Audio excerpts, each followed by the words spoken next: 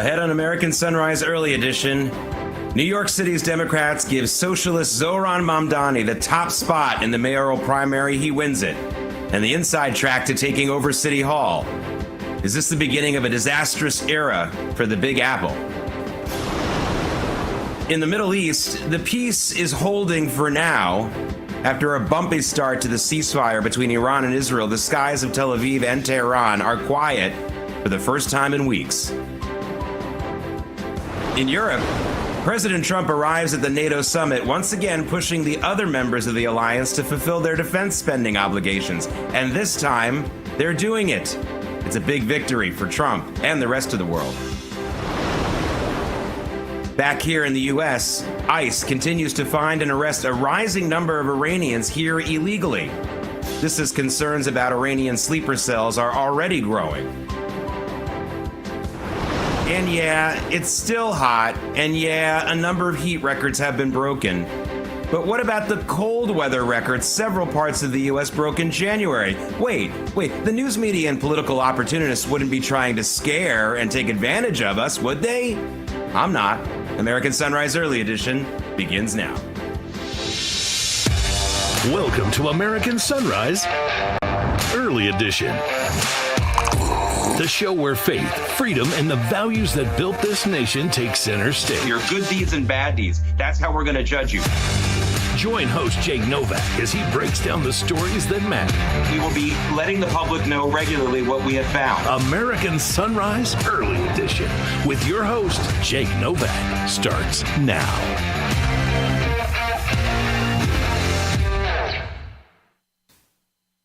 Welcome to American Sunrise Early Edition. I'm Jake Novak on this Wednesday morning. I want you to take a look just to the left of me. This is the shot at the NATO summit in the Netherlands. In a few minutes, we're expecting President Trump and some of the other NATO leaders of countries in NATO, like Keir Starmer in the UK, Emmanuel Macron, the president of France, Chancellor Friedrich Merz of Germany. Those will be some of the folks who will be speaking to the news media that's assembling there, as you can see. And when that happens, when President Trump begins to speak, we will take you to that location. So that is a developing story this morning. Of course, a big story this morning here in the New York area. And this is something, of course, this is America's #1 city as far as population and still influence. We had some people it was stunning, but I guess for those of us who watch the betting markets, we were expecting this. Socialist, I would actually call him a communist. Zohran Mamdani wins the Democratic primary for mayor, which of course gives him a tremendous inside track to winning the general election in November. Joining me now is New York City Republican strategist and fellow suffering New Yorker, Vanessa Simon. Vanessa, we can talk about shock and surprise. That's really what the mainstream media is trying to hit us with this morning, but it's not so much that. I think now the response that most of us should have, even if you're just a moderate in this country, should be, what can we do to stop this guy from actually winning the general election? It's not over yet, but there's a lot of hard work to come, isn't there? Absolutely. And it's not an easy one. I think a lot of New Yorkers woke up this morning not only shocked, but rather somber, right? Those of us that are here in New York City political landscape, we definitely saw this coming. Depending on the voter base you spoke to, really thought Cuomo was a shoo-in. But if you really have your ear to the ground and what's going on in New York, they no longer want any career politicians. They wanted something new for New York. And you know what? Mamdani literally sold that dream to everyone. Like as far as marketing, his online strategy, digital, he excited a base that unfortunately Cuomo couldn't excite anymore.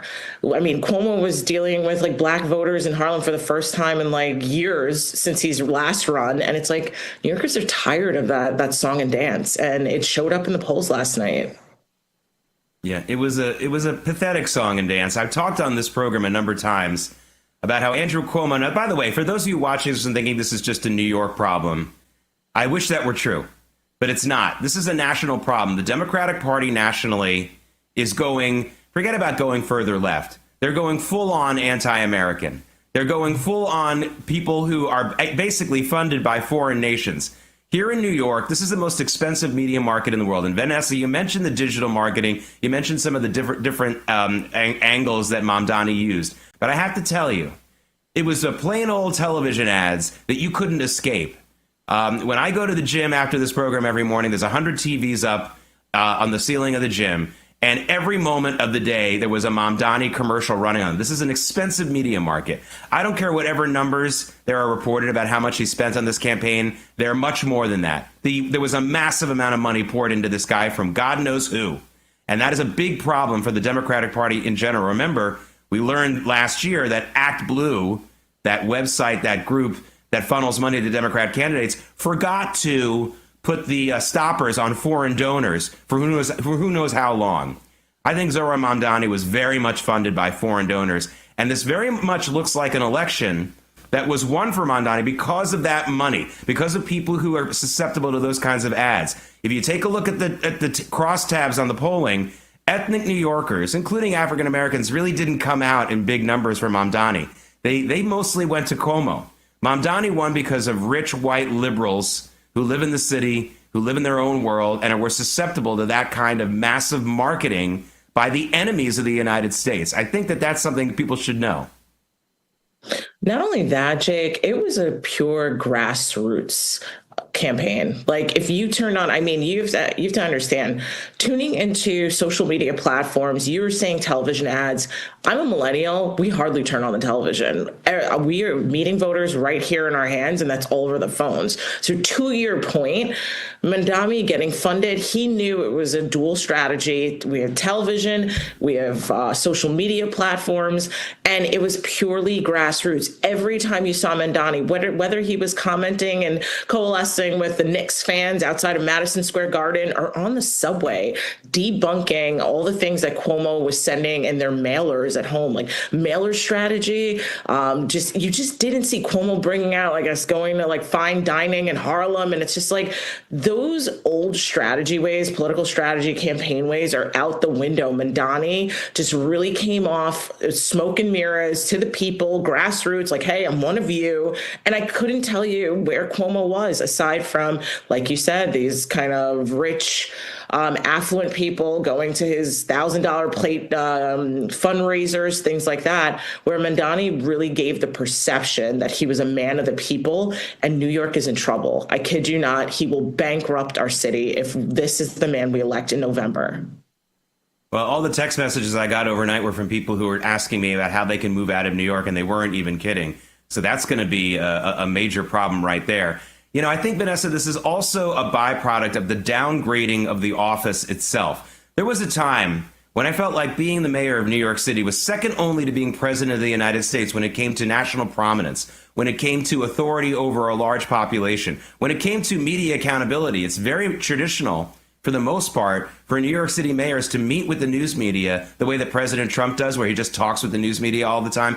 New York City mayors usually do that every single day, but I think that Mike Bloomberg, first of all, made the job very boring. He took away the prominence and the cachet of the office. Then you had Bill de Blasio making the job dangerous, basically bankrupting the city, going back to being soft on crime. And now you have Eric Adams, who's really a clown. I mean, he just really says some things nice one time, and he doesn't seem to be doing actually anything. This is but still, this is still a prominent position. This is still a major center of the economics in America, of the news media in America. This is going to affect you. If you're watching this in a rural part of America, you don't think this affects you. It will, because the Democratic Party is looking at this and saying, we can get away with running anti-American communist candidates all over the country, and some of them are going to win too, just like this guy. I mean, you're 100% right, Jake. Unfortunately, New York was for the taking. And however, the counter to that is this election season is up to any man's game. We have a new mayor who's announcing his campaign this morning, independent candidate Joseph Hernandez, who's throwing his hat in the ring. And it's really one of those things where it's like any man's game. And who could fight the hardest against Mamdani right now? So I know that there's about 5 or 6 months until November, and it's about 4 months. We're in a much shorter timeline, and it's one of those things: is who's going to capture the voter sentiment here in New York? If New York does not wake up, we are on the trajectory of Chicago. To your point, we've had poor leadership for the last 3 cycles. I mean, Mayor Adams getting his eyebrows threaded during an interview. I mean, like it's almost becoming comical, and New York City is so much more of the world city, has so much more gravitas. So, I mean, anyone that could pull a stronger campaign and get us across the finish line to beat the socialist Mandami will get New York back on track. Yeah, I think, again, I'm getting a lot of comments. Not only am I getting comments from people talking about leaving New York because of this result, but I'm getting calls and texts from people who live in some of the states where New Yorkers have fled in recent years. Of course, Florida is always that number one destination, but places like North Carolina, places like Tennessee, and I have friends from those states telling me, tell your friends not to come here if they're going to vote Democrat, if they're going to bring some of their more, even if they're more moderately liberal. We don't want them. But that's going to be, I think, an economic wind in this country. I think you're going to have, forget about just my individual friends and neighbors. What about, I mean, some of the corporations? You know, I'm looking very closely at Wall Street's reaction. It's a very muted reaction this morning. But make no mistake, there's a lot of people working on Wall Street, a lot of businesses connected to Wall Street who are going to get out of town if this true socialist comes in and is able to enact some socialist policy. I think people fail to realize just how dangerous socialism is to a city as great as New York City. There won't be a New York City anymore. And I don't understand the disconnect and why people cannot foresee the detriment that would occur here in the city. To your point, it's one of those things where if New York does not start to lean in, because you asked earlier, what can we do? It's like, stop falling asleep at the wheel. I mean, you have people that literally don't understand how it works to vote, what's going on in the city. A lot of people thought yesterday's primary was the general election. So people thought Mandami became mayor. We've got a lot of work to do civically in this country, but you cannot pride yourself on being in the greatest city of the world and you're not tuned into your local politics. I always say, when you don't do politics, politics does you. And Mandami is a clear case of that with yesterday's Democratic primary. Yeah, you know, that's a similar saying that I say. That you may not be interested in politics, but politics is interested in you. They'll come at you in places where you don't think it belongs. Your church, your entertainment world, all that kind of stuff. You're very right, and you're also very right about the next 4 months and change. I think that this could be, if it's done right, unlike the Kamala Harris 4-month rush to the election, this could be done right. Someone could be propped up properly.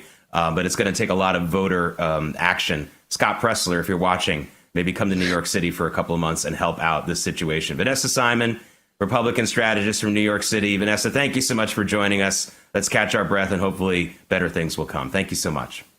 I'll get my prayer beads out, Jake. Have a great Wednesday. Thank you so much.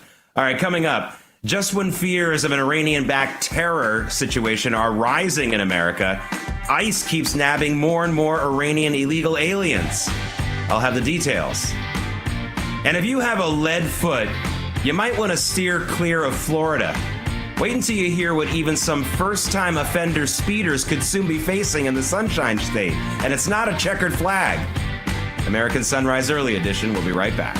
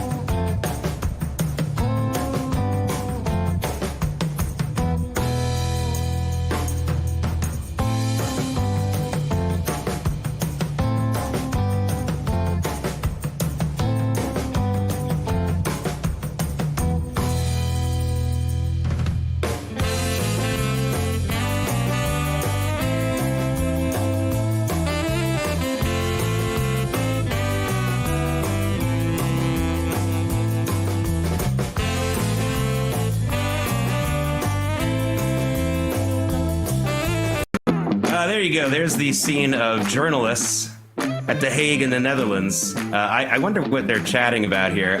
We are awaiting the leaders of NATO, including President Trump, to come out and speak to the news media. We were told maybe 7:15 a.m. Eastern time. But you know those Europeans, they're always kind of late. There you go. Look, they're playing with the camera.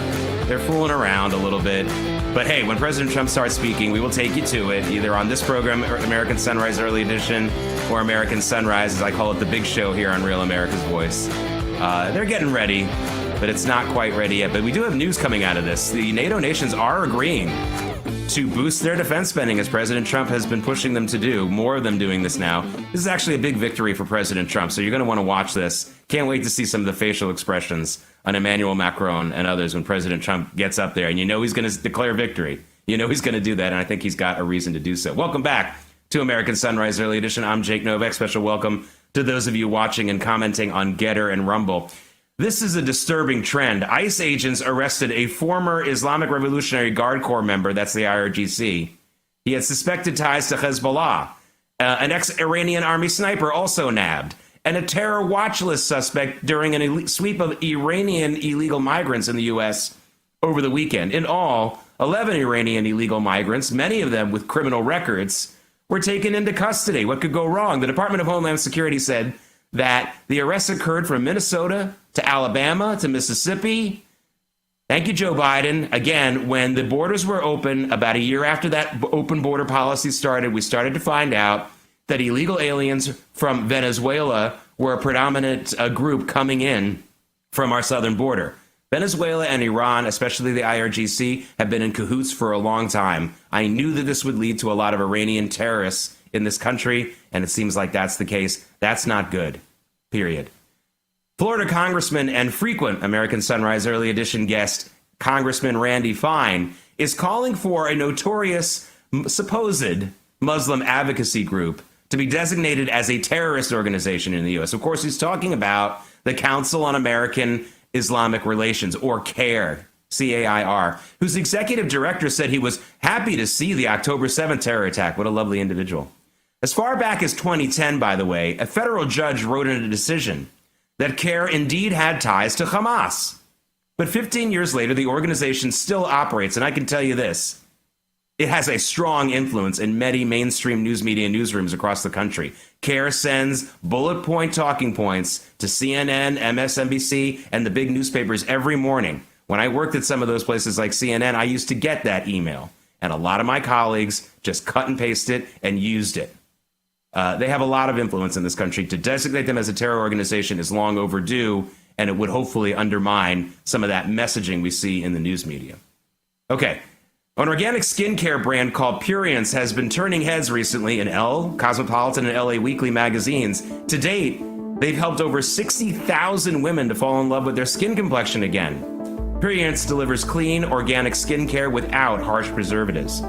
Their Cellular Restore Serum features a gentle alternative to retinol. It's called Bacyol. In a small focus group, 92.9% of women saw fewer wrinkles after just 3 weeks of applying the Cellular Restore Serum. Their Cellular Hydration Serum contains tremella mushroom, which hydrates the deepest layers of skin better than hyaluronic acid. And there's Lift and Glow Organic Eye Cream. If you want to lighten the appearance of dark under-eye circles and restore a radiant complexion, then you'll love Lift and Glow. Finally, they have Even Glow Serum. Even Glow features Kakadu Plum, which delivers 100 times more concentrated vitamin C than oranges. Even Glow works wonders for reducing dark spot appearance. And right now, for a limited time, you can save 35% on all Purience products. Simply go to Purience.com and enter coupon code EARLY at checkout. That's Pureance.com and coupon code EARLY to save 35% on your order today. Coming up, fast food burgers and donuts may seem like a match made in cholesterol heaven, but there's trouble in paradise. I'll explain when American Sunrise Early Edition continues.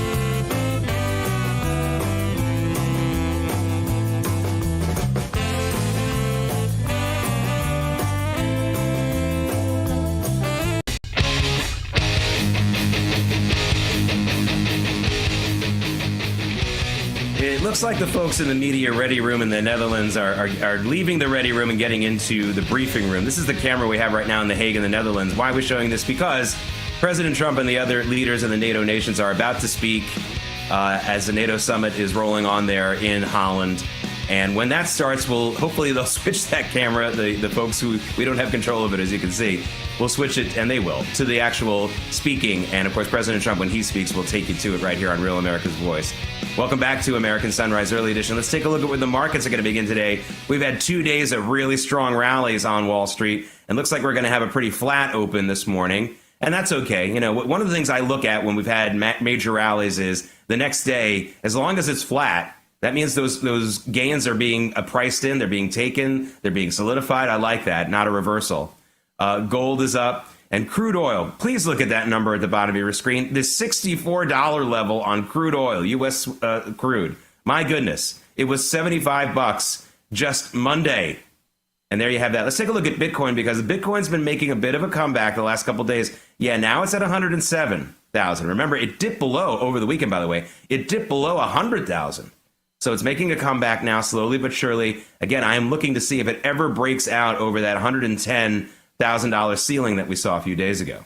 So that's what we saw there. Hey, just how many student loan borrowers are seriously delinquent in their payments since the Trump administration finally unfroze the payment requirements last month? You know, the freezing the payments policy that was suspended for the COVID lockdowns. You know, the COVID lockdowns gave people who were supposed to pay their student loans, they just gave them a vacation from paying their student loans. And they didn't unfreeze it. President Trump came in and unfroze it last month. The Biden administration kept that freeze going, even after all the masks came off and the lockdowns ended. They just kept this party going. Well, it's over. And TransUnion, that's the credit rating group, they estimate nearly 2 million student loan borrowers in America could default in July and have their wages garnished. Borrowers delinquent since the end of the on-ramp period have seen an average 60-point drop in credit scores. This is an epidemic. And I think a lot of the students are going to blame Trump, or the student loan borrowers. They're going to blame President Trump, saying, oh, he made me pay. No, you should, first of all, blame your colleges and universities for overcharging you. They've been price gouging the public for decades. And second of all, wake up. You had all these years off from paying your student loan payments when everyone else had to go work and pay their bills. This is just ridiculous. The whole system needs to be revamped. All right, all we hear about is inflation, but I do have some good news. Prices for your home internet service are definitely going down. That's because wireless companies like T-Mobile and others have been challenging the cable company internet market lately. In response, both sides are now offering lower prices, and sometimes as long as a 5-year lockup on the lower prices, as long as you sign the contract and do all the check boxes. This could be a good time to look into that. If you're looking to watch this program, Real America's Voice, either on your phone, on your laptop, on your Roku, on your TV, whatever you're doing, you might want to get a lower price from your cable company or your wireless service company so you can watch this program and save a few bucks. Why not? All right, now this story breaks my heart, folks. McDonald's and Krispy Kreme are ending their partnership that had McDonald's selling Krispy Kreme donuts at its restaurants. It was Krispy Kreme, by the way, that did the dumping. It dumped Mickey D's. It says it wasn't making enough money from the deal. So I guess it's just all about money to these donut people and not about the sweet, sweet love of wonderful donuts after a Big Mac. That's it. I'll never believe in love again. My heart is broken forever. All right, ladies and gentlemen, start your engines.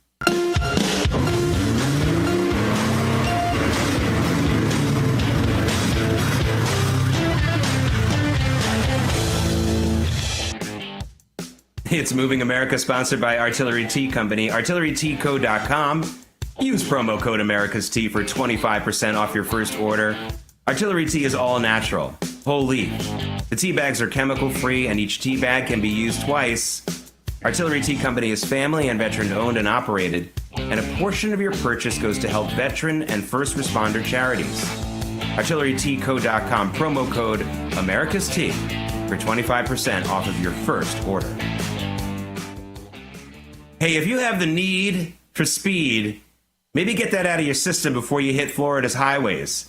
A new Florida law set to take effect on July 1st punishes excessive speeding with up to 30 days in jail for a first-time offense.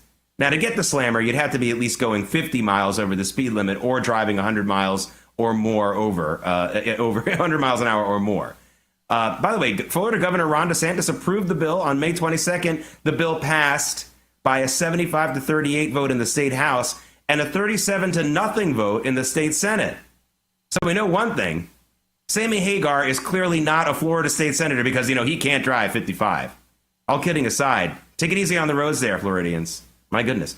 There are rules for everyone else, and then there are rules for Tesla. Everywhere in America, car dealers stash unsold new cars in the darndest places. In my neighborhood, by the way, they even put some of them in church school parking lots right down the block from me. But no one makes a federal case out of it. I'm not going to call the cops. Of course, Tesla doesn't get that courtesy. A judge in Michigan, acting on a complaint filed by a bunch of citizens, has ordered Tesla to stop putting unsold vehicles in suburban Detroit shopping centers, even when those shopping centers are closed, out of business. Apparently, it violates some zoning law. I'm glad the Michigan judiciary has its priorities straight. It's not like there aren't shootings or anything in Detroit. I don't understand this. This is just anti-Tesla, anti-Elon Musk stuff. Look, there's nothing to park in these parking lots for regular people. They're closed. They obviously have these open spaces. This is just over the top stuff, but I guess par for the course.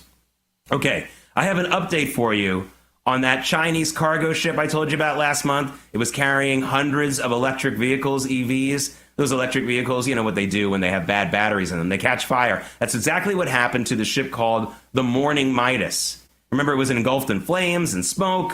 They got all the people out of it. Thank goodness no one died or was injured. They evacuated the crew, but then the ship just went adrift off the coast of Alaska. Well, I have an update.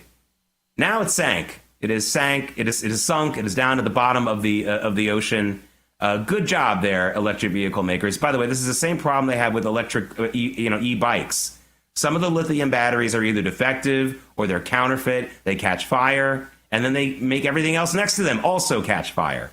If I were a crew member on a ship with a lot of electric vehicles from China, I would choose to have my vacation during that run. These are unsafe shipping practices, simply put.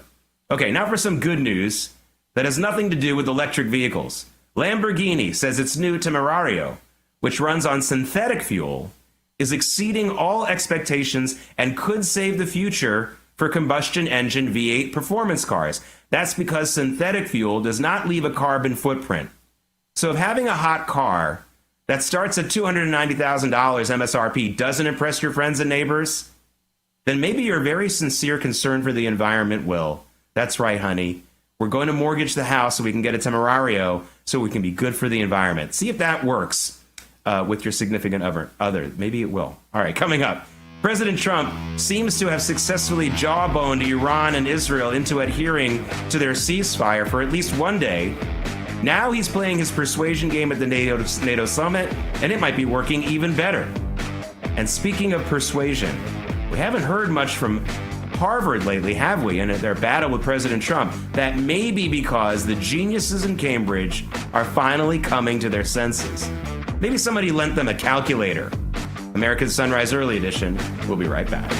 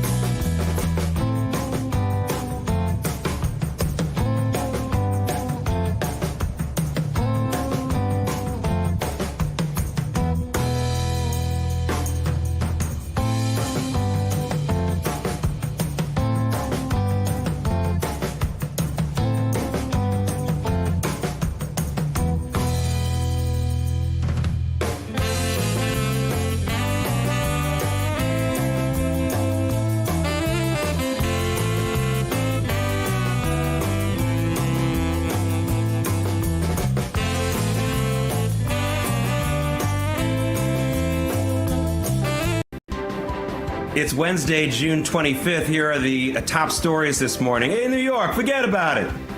The New York City voters give a socialist, he's really a communist, Zohran Mamdani, the win in the Democrat mayoral primary. And now he has the inside track to taking over City Hall. Is this the beginning of a disastrous era for the Big Apple?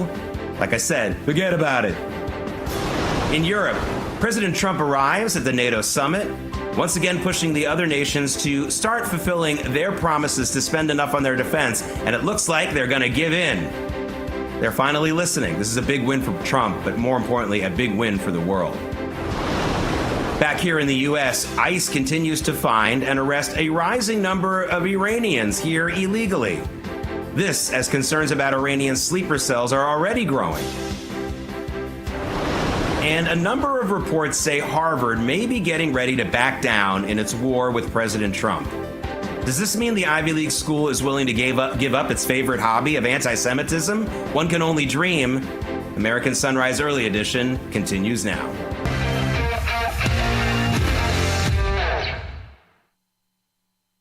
Welcome back to American Sunrise Early Edition. It is a Wednesday. I'm Jake Novak. Again, a special welcome to those of you on Getter and Rumble. The chat has a lot to do with this discussion we're going to have in just a few moments about the student loan delinquents. This is a big story for America right now, and it's going to get bigger in the weeks to come. But first, I want to bring in Dr. Isaiah Hankel, talking to us about that in a moment. He is the CEO of Overqualified.com.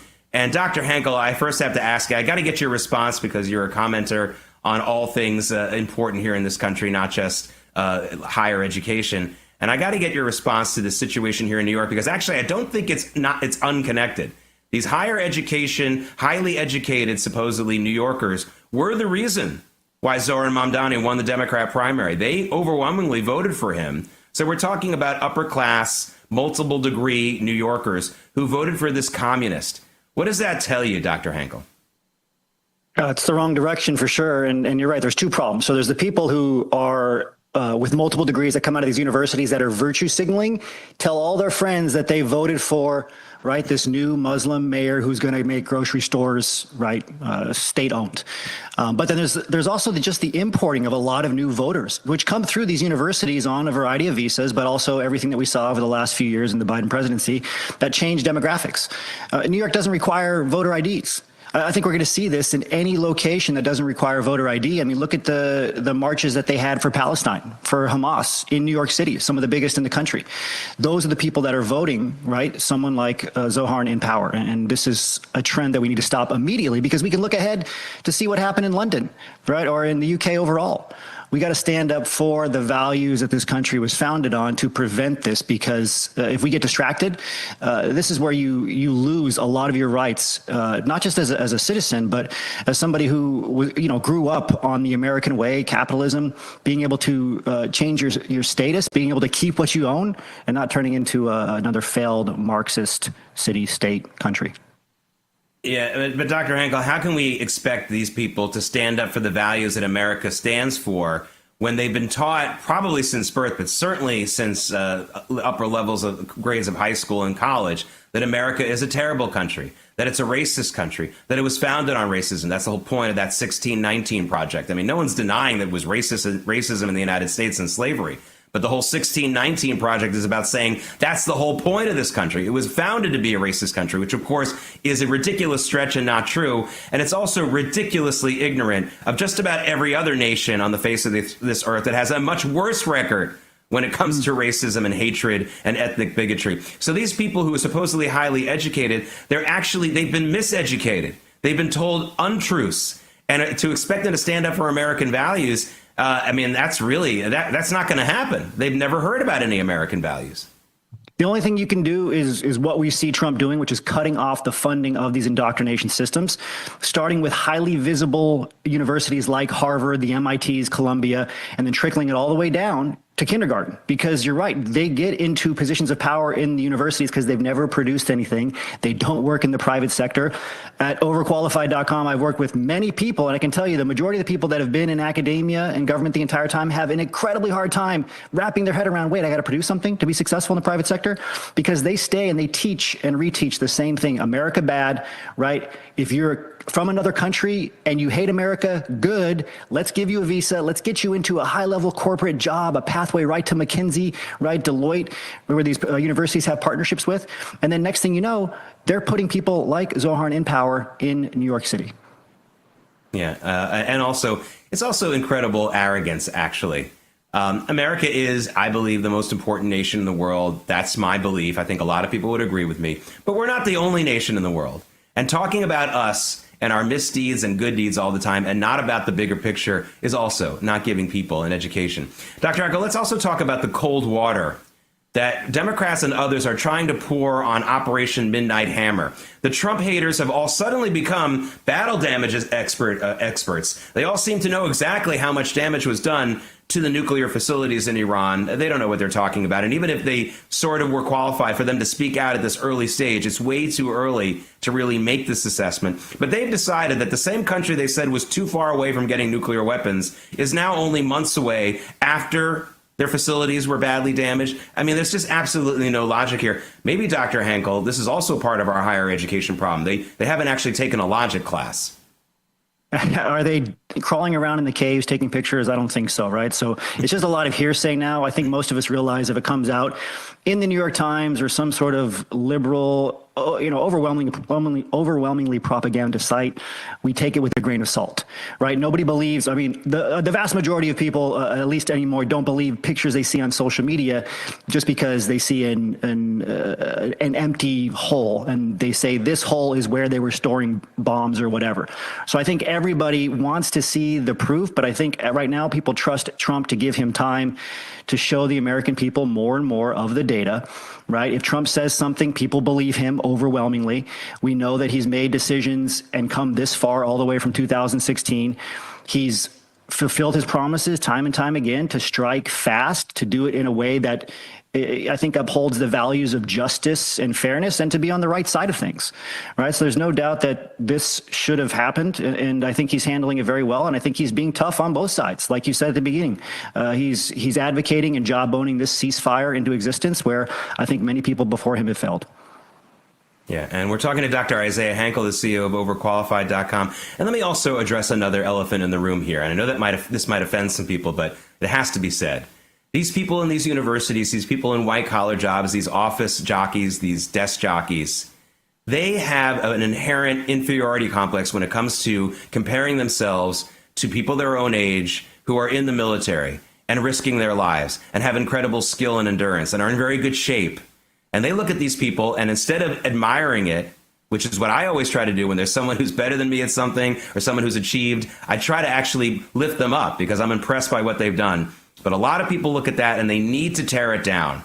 They've been embarrassed by men and women of action in our armed forces, and their inclination is to try to pour cold water on it. Say, well, they didn't succeed in that mission, and they didn't really know what they're doing, and they're dumb, and I'm really smart. This is exactly what runs through these people's minds because they have an inferiority complex, and they don't act like decent, grateful, learning individuals. And I'm sorry I had to say that, folks, but this is a case of them feeling impotent compared towards people in our military who actually do something, are in good shape, and also have a pretty sharp mind. All right, speaking of these kinds of people, let's talk about Harvard, Dr. Hankel, because, I think they maybe looked at a calculator. Maybe someone pulled out an abacus, and they saw that if they continue to have this fight with President Trump, if they continue not to having some negotiations with the Trump administration about curbing anti-Semitism on campus, which the folks at Harvard really like, because they've been willing to sacrifice billions of dollars to keep it going, maybe they've decided it's time to stop. It seems like there may be some inklings there, right, Dr. Hankel? I agree, right? The new president of Harvard wanted to get his applause at the commencement speech for sticking up to Trump, but now they're going to cave over the summer why things are quiet because they don't have the money. These universities cannot survive without taxpayers' money, and they can't survive without the government, right, which is indirectly and directly taxpayer money. The students can't even afford to go to Harvard. If they don't get approved for student loans, which has to come through the Department of Education for any university to be able to accept student loans, nobody can pay the $60,000 per year. If that happens for 1 year, Harvard ceases to exist. They can maybe survive on their endowment for a couple of years, but a lot of that money can't be touched for certain purposes too. So they have their hands tied completely. They only survive because of people working in the private sector and their taxes and the government. And so Trump is controlling that. He is a master of leverage. And that's why we're seeing Harvard folding. We're going to see, right, we saw Columbia just lose $400 million. They're going to keep folding. MIT is going to keep folding. It's just going to be more pain all the way down, which needs to happen because these universities are broken. And most of the ills that you've talked about today are because of this indoctrination in higher education. The academic journals themselves that only publish left-leaning data. It's not about logic anymore. It's about virtue signaling. And again, Harvard's the tip of the spear. Yeah, I hope that they come to their senses just for the decency of America. I don't like to see campuses like the campuses we saw in Germany in 1930. And even before the Nazis won the election in 1933, anti-Semitism was rampant at the great German universities. And they were great. They weren't lousy universities, but they killed themselves. And we don't want to see that here in the United States, although they're on the way. Hey, Dr. Henkel, staying on the universities, this bill is coming due for delinquent student loan borrowers. The Wall Street Journal had a report out yesterday saying that as many as 2 million Americans are going to start seeing their wages cut because the federal government is going to come and grab what's owed to them because they aren't paying their student loans. I mean, I think it's going to be a lot more than 2 million, but that's a lot of people. That's a lot of workers who are going to come home on Friday, log into their bank app and see that they got half their paycheck or something like that. This is no joke. This is good. You know, again, at overqualified.com, I work with a lot of people that are trying to get hired into roles and they can't get hired. And this is because of what we've seen over the past 4 years under the Biden administration, where nobody had any consequences. Nobody had to pay for school loans. They thought their school loans were going to be absolved, right? And they weren't going to have to pay their debts they knowingly took on. The same thing happened with these buy now, pay later. A lot of people thought they were just never going to they could do the buy now, pay later and never pay them back. Now those are going to start showing up on credit reports. So this is reality. And this has to happen, right? Bubbles have to burst. Things have to be corrected. People have to be held accountable because if they're not, then it's the taxpayers, right? Somebody is going to be held accountable, just like the taxpayers were going to be on the hook if those student loans would have been forgiven. So this is a good thing overall. It's going to help people grow up. I had student loans that I had to pay off. Many people in the U.S. had student loans they had to pay off. So you have to get a job now. You can't hang out, watch Netflix, right? Or just stream online. You're going to have to go get an actual job, produce something. And some people produce doing that. But you're going to have to figure out a way to produce, to monetize, to learn math again, profits, right? So I think this is going to be a really good thing. And I think we're going to have a lot of people get back into the workforce. And I think that's going to be good for American productivity and a restoration of these productivity and capitalistic values. Yeah, and Dr. Isaiah Henkel, the CEO of overqualified.com, I think this is going to be a story that is absolutely front and center for the American people. I think you're going to have restaurants, maybe a Starbucks or two, although I can bet the central office of Starbucks is already sending out the memos to tell the managers to crack down on this. But I think we're going to see signs at cash registers, people saying, hey, my paycheck just got cut. Please put more in the tip jar. I mean, some people will have some fun with it, but some people will also get desperate. This is going to be something that is going to be very, very prominent on social media. This is my prediction. As soon as the first paycheck gets cut, for people who aren't paying their student loans, there's going to be people who are going to go out there and start crying nationally. It's going to be a big story in the mainstream news media. They will only portray it as sob stories. They'll find the one person who really isn't at fault for not paying back their student loan. Everyone else, of course, will be, but they're not going to talk to that person. They'll talk to the person who suddenly got sick and their grandmother got run over in a wheelchair. You know, I can write the story now because it's probably being written in mainstream media newsroom. But this is going to be very front and center. Yeah, I agree. And I think you're right. I think what we have to do is what we did with Harvard. We have to withstand the attacks because right is right. Logic wins eventually. You can evade reality, but you can't evade the consequences of evading reality. So sooner or later, the money is going to have to come from somewhere. And we're paying the bill now. Trump is doing an excellent job correcting all of this, right? He's using every tool that he has, whether it's against the universities, tariffs, making other countries pay their fair share, NATO, like you just said. We're getting back on track, but you can only inflate this system through not requiring anyone to pay off their debts except for the people that are producing for so long before America becomes what New York City is now. Yeah. All right. Dr. Isaiah Hengel, he is the CEO of Overqualified.com. Thank you so much for joining us. We'll see you again real soon. Thank you, Jake. Coming up, David Brody and I will dig deeper into the meaning of Zoran Mamdani's win in the New York City mayoral primary, the ancient human sacrifice ritual that's apparently not been purged from our human DNA. I'm not kidding here, folks. American Sunrise Early Edition. We'll be right back.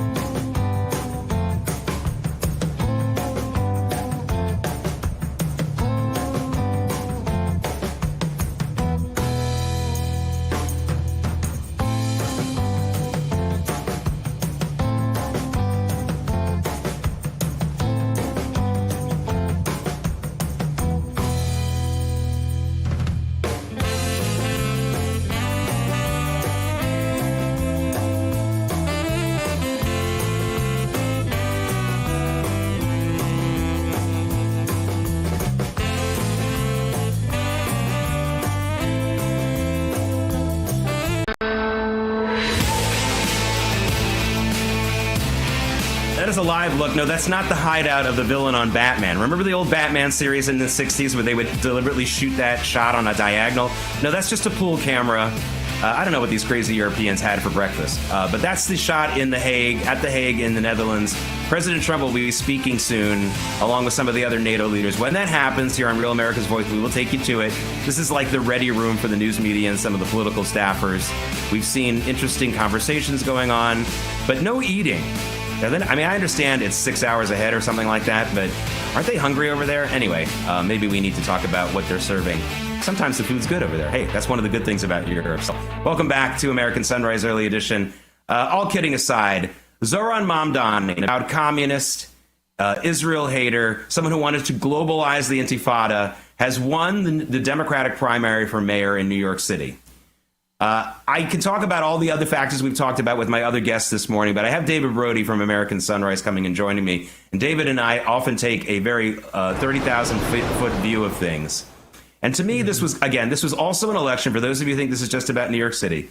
This election was all about Donald Trump. If you saw the commercials, and you couldn't avoid them in the New York area, if you saw the commercials for all the candidates, the Democrat candidates, they made bashing Donald Trump all about what they were talking about. It was all they were doing. And so they actually helped this guy win. All of his opponents helped this guy win, because if your only message is you hate Donald Trump, why not vote for the guy who hates him the most and is the most opposed to his policies? That's what happened in New York City overnight. And David, I really think this is a part of a scorched earth policy. What we are seeing here is a frenzy of hate.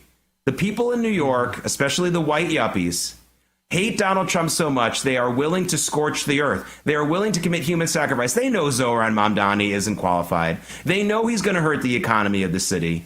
They don't care. I think we're going back to ancient times when they would all get excited about a human sacrifice in the pagan groups, where they're talking about the Aztecs, the Mayans, or some of the groups in the Fertile Crescent 6,000 years ago. I'm not kidding. I think this is part of the human DNA. When hatred takes over, human sacrifice comes very quickly. Sorry to get all biblical on you, folks, but this is really what's happening. Get biblical with me anytime you want, Jake, by the way. Look, I think this is TDS stage 4. I don't think there's any question about it. I mean, I also believe this was a cathartic experience for those white yuppie liberals in New York, right? I mean, they needed to unleash the fury, as they like to say, and they did so in New York. This is pent-up frustration. We've seen it play out in some of these, rallies, the No Kings protests. The young white, and not just young, by the way, but young and old, white liberal hippies and yuppies and all those folks needed an outlet. And this is one of them. And guess what? They're going to find out very soon what that outlet looks like government-run grocery stores and New York turning into Cuba, in essence. Freezing rent prices. I mean, you just go down the list. There's so much craziness. There are 6 socialists actually serving in the state assembly and Senate in New York. So, I mean, this has been growing for a while. And beyond all of that, I think the other element to look at here is, and it goes without saying, right? I mean, this is an AOC controlled party right now. And I'm not talking about her specifically. I'm talking about, I should say, an AOC themed controlled party. That's what's really happening here. It's been going on for a while. I believe this is their version of the Tea Party. It won't be as successful, and it's definitely not as large. But I think they're going through what the Republicans went through starting circa 2010. I would suggest maybe even 2008 with Sarah Palin. I believe Sarah Palin was the prequel to the Tea Party, and then came the Tea Party, and then came MAGA. So I think this is what's going on with the Democrats. The problem is they don't have the numbers. But New York, you're going to get what you voted for, and it's not going to be pretty. Yeah, a lot of folks talking about moving, and I'm not even kidding. All right, this has been American Sunrise Early Edition for this Wednesday. The big show, American Sunrise, about to come out. I'll see you tomorrow. American Sunrise is a great way to start your morning. Join us Monday through Friday from 8 to 10 a.m. Eastern Time. We've got the news of the day and some compelling interviews that you don't want to miss. Here's what you missed from yesterday. We had the ceasefire, then we thought the deal was done. David Brody, you were looking skeptically at that ceasefire, thinking, I don't really like the way it was worded. I want you to talk more about that. But then, of course, now Israel being accused of Iran breaking the deal. What I never understood, and I was trying to do the math, right? I mean, he talked about 6 hours, 12 hours, 24 hours from the time X1, but he posts on Truth Social at 6 p.m. Eastern. So when did all of this take effect exactly? That would be midnight Eastern, and that's 6 hours, then 12 hours. Here's the thing. He also said in the ceasefire agreement that they would need to finish their business. Well, was Israel then finishing their business? I'm not so sure anyone really knew the details, just based on the way things have happened, or that anyone was committed to those details. But I think it's important to hear from President Trump himself. I don't like the fact that Israel went out this morning at all, and I'm going to see if I can stop it. So as soon as I get away from you, I'm going to see if I can stop it, okay? When I say, okay, now you have 12 hours, you don't go out in the first hour and just drop everything you have on them. So I'm not happy with them. I'm not happy with Iran either. But I'm really unhappy if Israel's going out this morning because the one rocket that didn't land, that was shot, perhaps by mistake, that didn't land. We basically have two countries that have been fighting so long and so hard that they don't know what the they're doing. Do you understand that? Americans probably should have saw this coming, in fairness to the way the deal was set up. With the right leadership from the United States, the ceasefire can hold or be restored, and that takes firm leadership from the White House, and I think we have that in President Trump. I hope it ends, but we'll see. I mean, he's on his way to NATO right now. I'm sure that's going to dominate the conversation there. And one last knockout punch attempt before they respect what they were told to do or agreed to do. And so I think that's the way to take some historical perspective and understand what's going on. But obviously, if you play that game too long, you risk destroying the ceasefire altogether. So I think President Trump is right to put pressure on the parties. Is there ever going to be peace in the Middle East? I don't know. They've been fighting with sticks and stones since before there were guns. They'll probably beat each other to death with sticks and stones if you took their guns away today. Religious fights are terrible fights to get in the middle of. But we're closer today to peace in the Middle East than at any time. Any time in my lifetime. We're closer to peace today because of Donald Trump than we have ever been in my lifetime. Can we get there? We will find out.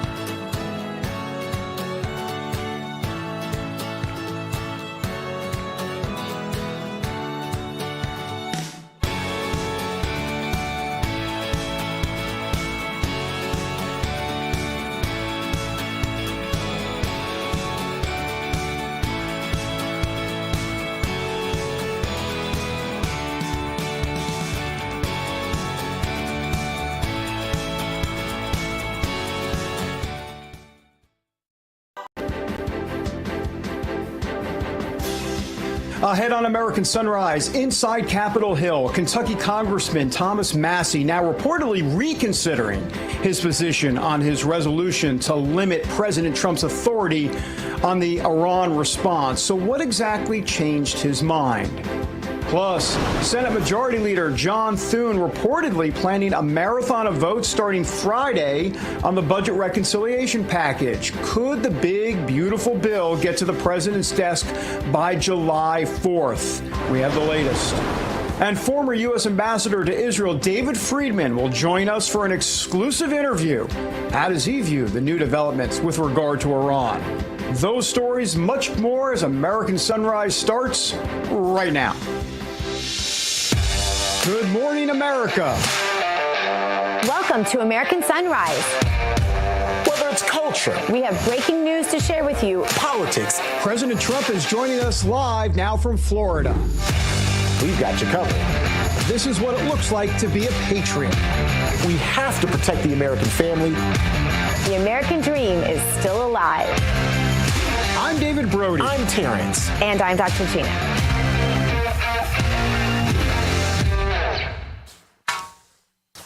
Good morning, everybody. I'm Dr. Gina. We are live with you from the Palm Beaches. Let's bring in David Brody. He's in Washington, D.C., and T. Bates in our Denver newsroom. Good morning, gentlemen. Hello, Gina. T. Dr. Gina and David, good morning. Look, it is going to be a busy morning, guys, just to set the table. Here within the next hour and a half or so, we're expecting to hear from President Trump during a news conference at the NATO summit in The Hague. President Trump, though, as well as Secretary of State Marco Rubio, both on record this morning talking about Saturday's attack on those nuclear facilities in Iran. Of course, there have been intelligence reports that the attacks may not have been as significant as initially thought. Well, both of those guys that I just mentioned are now refuting those reports. Listen.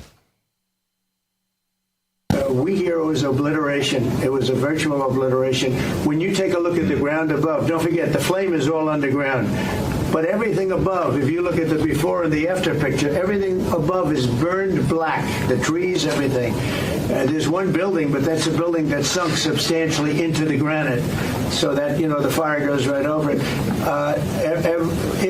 I believe it was total obliteration. I believe they didn't have a chance to get anything out because we acted fast. If it would have taken 2 weeks, maybe, but it's very hard to remove that kind of material. Very hard and very dangerous for them to remove it.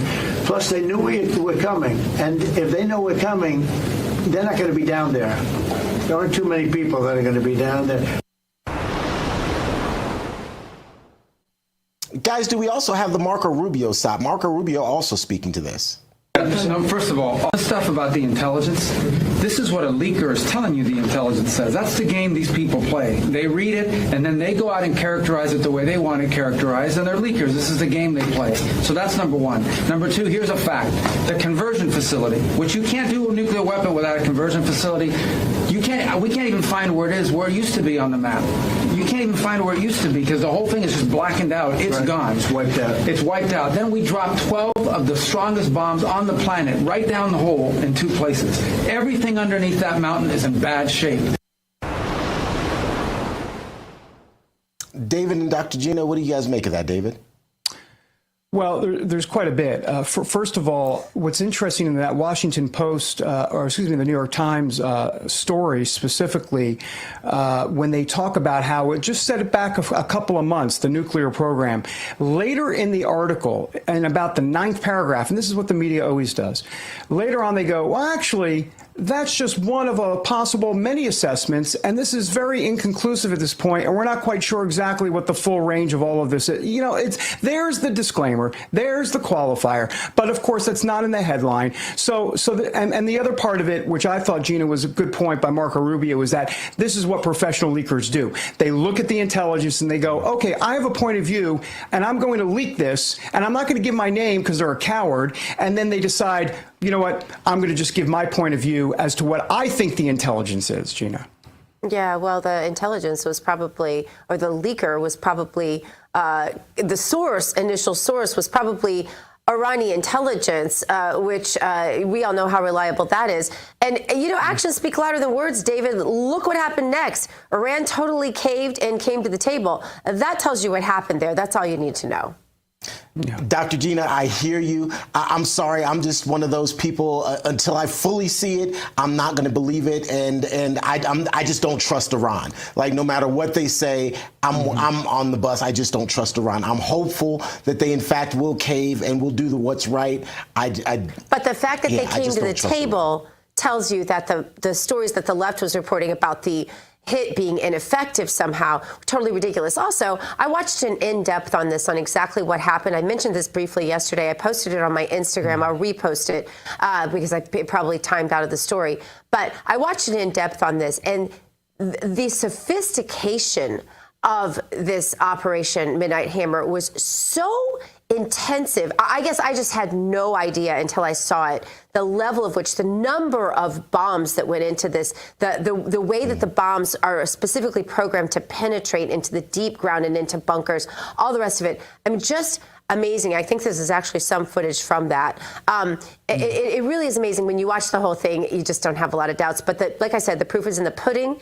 Actions speak louder than words. Iran came to the table the way they did so immediately. I really think that's what tells us the whole story. Anyway, let's get to today's Bible verse. Zephaniah 3:17. The Lord your God in your midst, the mighty one, will save. He will rejoice over you with gladness. He will quiet you with his love. He will rejoice over you with singing. Imagine that for a moment. These are not just words. He will rejoice over you with singing. Someone to love you to that degree, someone to romance you to that idea, that is Christ with the bride, his church. President Trump says the ceasefire deal between Israel and Iran is in effect. This comes after Trump initially said both sides violated the agreement. He slammed both countries for firing on one another after the deal was initially announced. This also comes as the House was getting ready to consider resolutions limiting President Trump's war powers. Axios reporting that Kentucky Congressman Thomas Massie is reconsidering his position after the ceasefire was announced. But another Democrat reportedly gearing up to introduce yet another resolution aiming to limit Trump's war powers. For more, let's bring in Missouri Congressman Mark Alford. Congressman, pretty much of a walk of shame for some of those clowns seeking to hypocritically rein in President Trump when they never did so with Obama or Biden or any of their own presidents. And now Trump has sort of trumped his own goatness, don't you think? I mean, some people are saying the word goat isn't good enough anymore. We've got to come up with another word, like, I don't know, multiple Nobel Peace Prize winner or something crazy like that. You go, Congressman. Well, look, hey, good to be with you guys. How about this Bible verse? Blessed are the peacemakers. That's what Donald Trump is today. A peacemaker, peace through strength. And I do want to say one thing. You guys were talking about the leaked top secret report that I think CNN initially reported on. Good thing we didn't declare war. That would have been a seditious act, not just for the leaker, but the network that reported on the top secret information. Are you after ratings or are you after sticking up for America? That's my question tonight, this morning. But yeah, these voices in Congress are now kind of silent. They have seen the effectiveness of the peacemaker, Donald J. Trump, and the effectiveness of the V-2 stealth bomber, which is from our district in the great state of Missouri. That's right. Hey, yeah, sorry. How do you get that Missouri connection in, Gina and Congressman? I got you. I see what you're throwing down there. All right, let's go to this big, beautiful bill. What's the deal here, Congressman? We've got Senator John Thune. He says he's making plans for a make-or-break weekend with all these votes that could begin Friday. The Senate's going to make changes, we know, to SALT and those SALT deductions.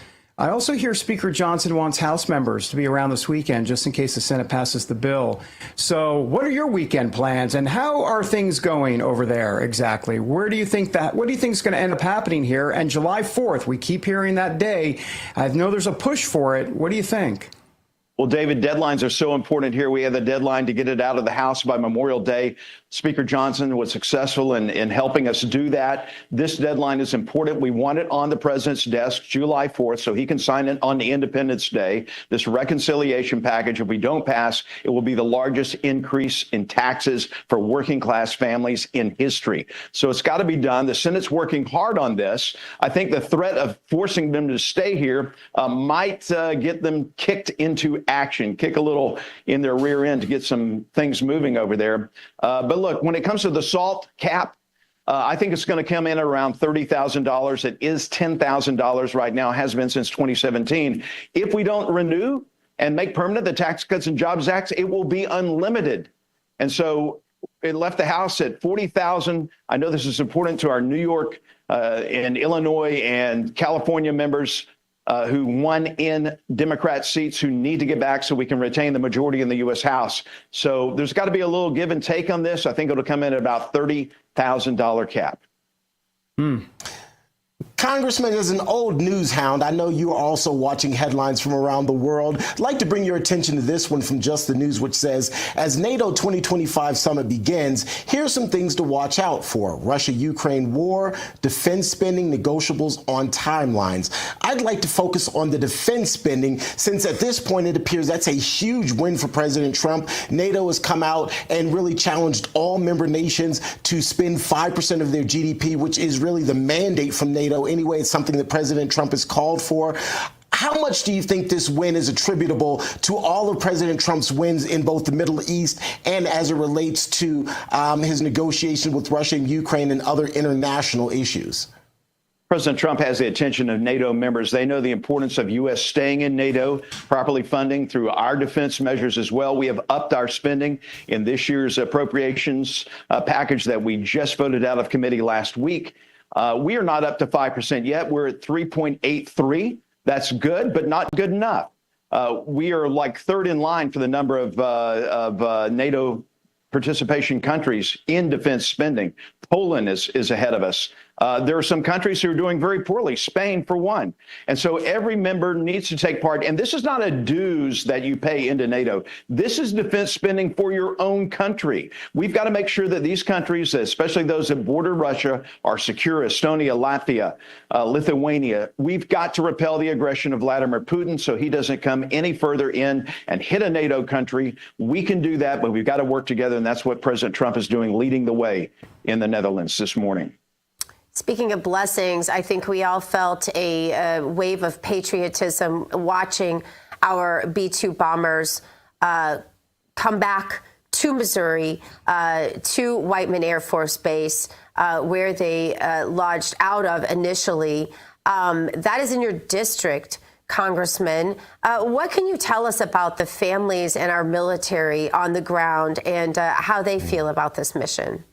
Whiteman Air Force Base is a very special place. The first B-2 stealth bomber arrived there in 1993. Originally, 132 of them were to be built. Only 21 were built after the fall of the wall in the USSR and the Cold War was over. A little bit short-sighted. Imagine if we still had 132 of those flying.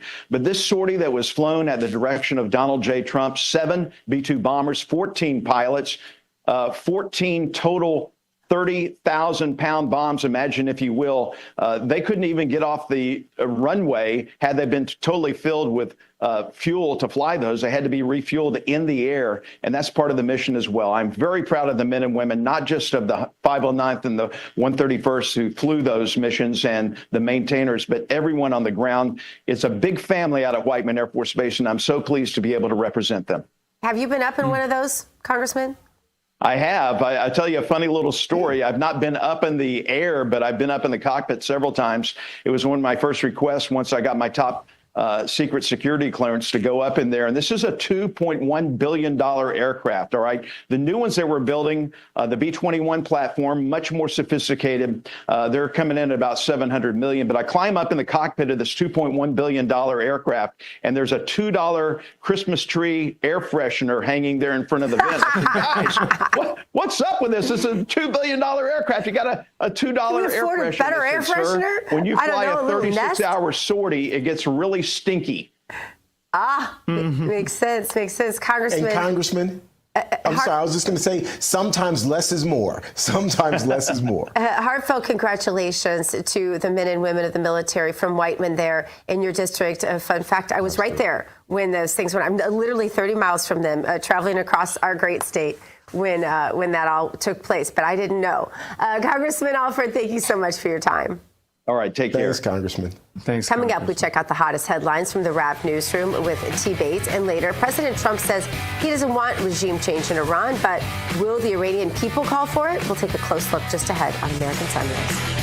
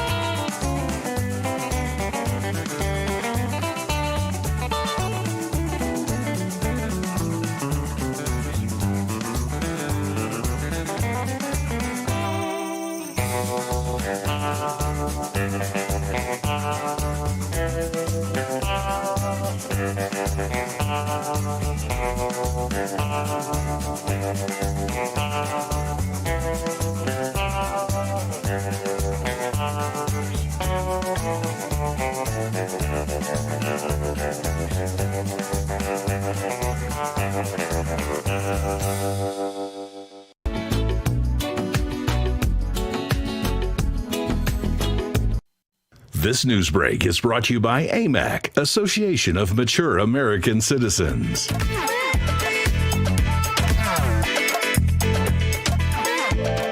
It's a live shot from The Hague in the Netherlands there as leaders at NATO summit get ready to have some more meetings. There'll be a press conference specifically with President Trump around, we think, 9 a.m. Eastern. We'll monitor that and bring it to you live when it happens. Welcome back, everybody, to American Sunrise. I'm David Brody. Coming up, the former ambassador to Israel, David Friedman, will be here to discuss everything under the sun between Iran and Israel and what he believes the future holds.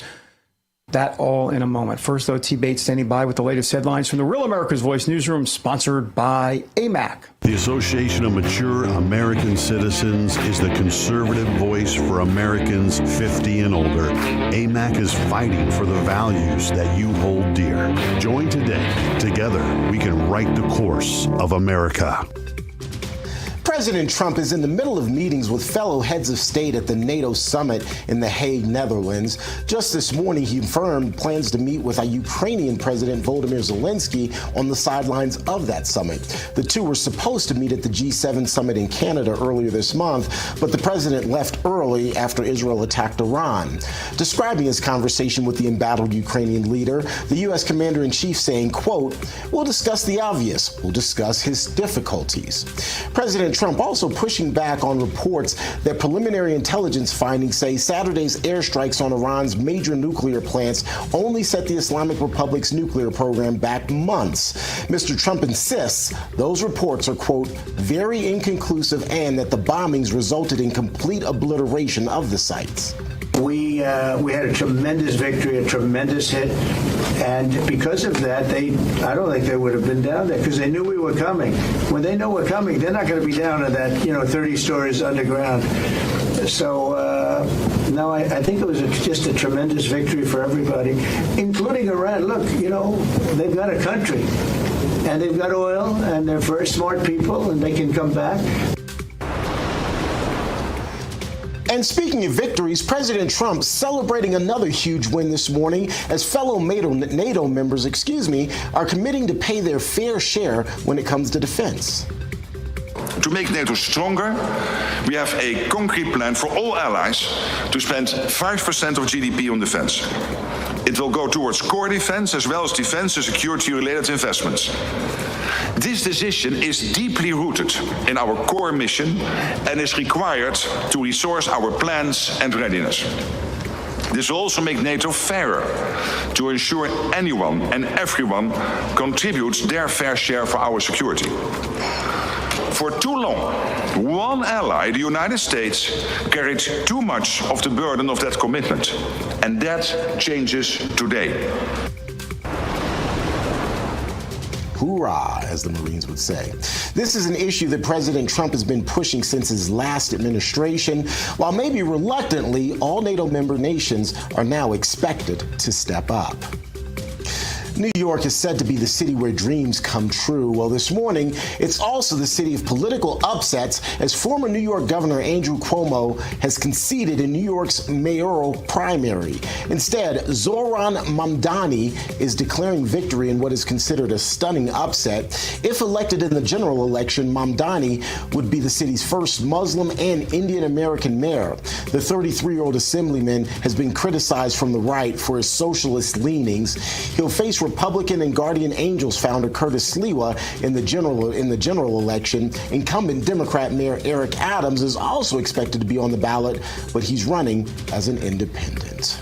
That's a quick check of your headlines. Coming up, former U.S. Ambassador to Israel David Friedman joins the show with his thoughts on how regime change could happen in Iran. You'll also want to hear his thoughts on President Trump's recent criticism of Israel.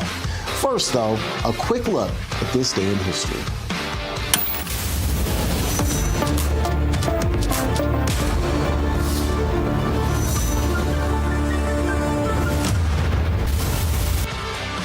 was on this day in 1798 that President John Adams signed the Alien Friends Act, which authorized the president to deport any foreigner deemed, quote, dangerous to the peace and safety of the United States. It's one of 4 alien and sedition acts passed by the Federalist-controlled Congress in 1798. Even back then, illegals crossing our borders was a grave concern and seen as a potential threat to the freedom and security of the nation. More American Sunrise coming your way in 2 minutes.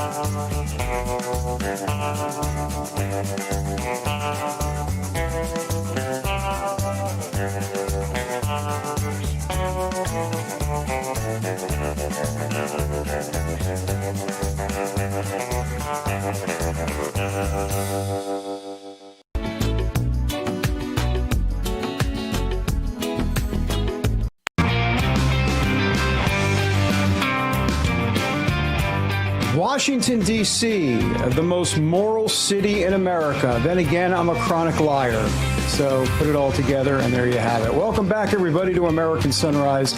I'm David Brody. You know, we know President Trump wants peace between Israel and Iran, but it won't be easy, to say the least. And we know he got pretty ticked off this week after he said both countries violated the newly created ceasefire.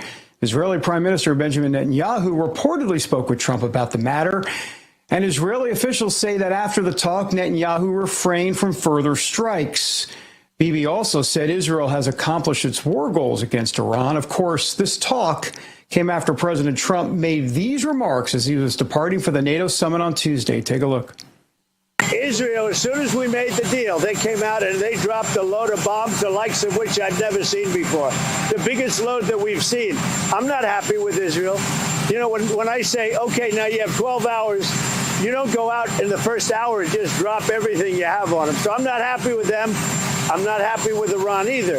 But I'm really unhappy if Israel's going out this morning because the one rocket that didn't land, that was shot, perhaps by mistake, that didn't land. I'm not happy about that. You know what?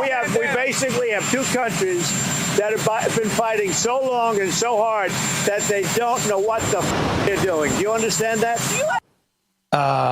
Yikes. The question is, what happens next? For that answer, we turn to the former U.S. Ambassador to Israel, David Friedman. Mr. Ambassador, welcome to American Sunrise. Thanks for being here. Appreciate it. Thanks, David. Great to be with you. Well, what do you make of this ceasefire deal, however it goes exactly? I mean, do you see it lasting? Because the truth of the matter is Israel wants this regime gone, so you wonder how it plays out exactly, and Iran's not going to play very nice for sure. Well, first of all, let's update the audience on the president's comments, because he then had a conversation with Prime Minister Netanyahu, who pulled back the planes, and then the president said he was quite happy with that conversation and what it led to. So I think look, ceasefire is getting a ceasefire to stick is the absolute most challenging thing in diplomacy, because, as the ceasefire counts down, both sides want to end it with a bang. They want to end it with, the last licks. They want to go into the ceasefire declaring victory. And so you do have that, overwhelming, show of force just on the heels of a ceasefire. And that's, by the way, why a lot of them don't stick, because something goes wrong, somebody gets hurt, somebody, God forbid, dies, and people get angry, and then a ceasefire blows up. So I think the president was venting, some justifiable frustration. He put a lot into this effort. He put a lot into the ceasefire efforts, and he wants it to stick. And I think, frankly, by being so tough on the parties and letting them know that he expects this to end, I think that's why we are now, where we do have a ceasefire, which at least over the last 6-7 hours has held, and God willing, it'll continue to hold for a long time. Ambassador Friedman, I've never understood the isolationist right, who think this is going to somehow turn into boots on the ground and nation building a la George W. Bush. I mean, do they understand who's president of the United States? I mean, President Trump, has no appetite for anything like that. He has no appetite for it. That was never any of the plans. He was very critical of the war in Iraq long before any of these isolationists, had network exposure.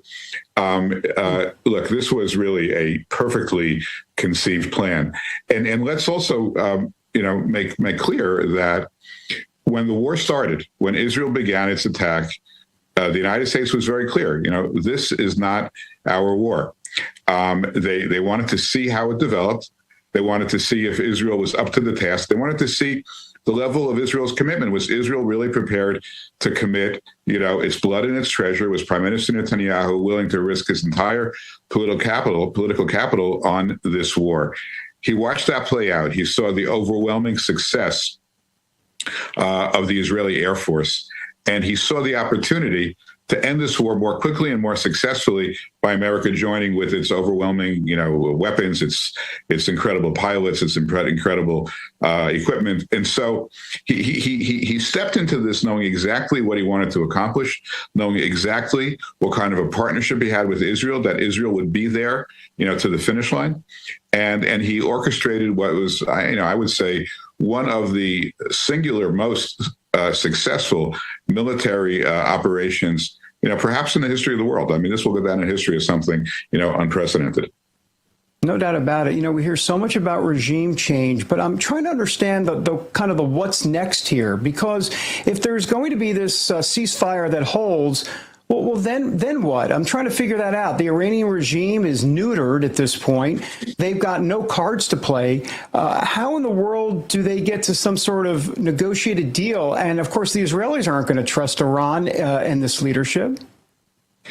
Right. So let's understand what was accomplished here. What were the goals? The goals were to end the Iranian nuclear program, at least in the short term, and that was a complete 100% success. It buys a lot of time. I think people will debate whether it's 2 years, 5 years, 10 years, but it buys a significant amount of time.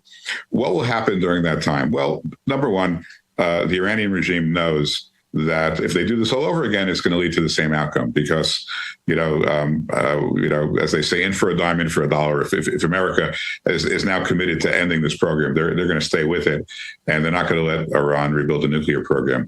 It also gives an opportunity for the people of Iran to take a step backwards and to think about the regime that they want, because 80% of the Iranian people are against this regime.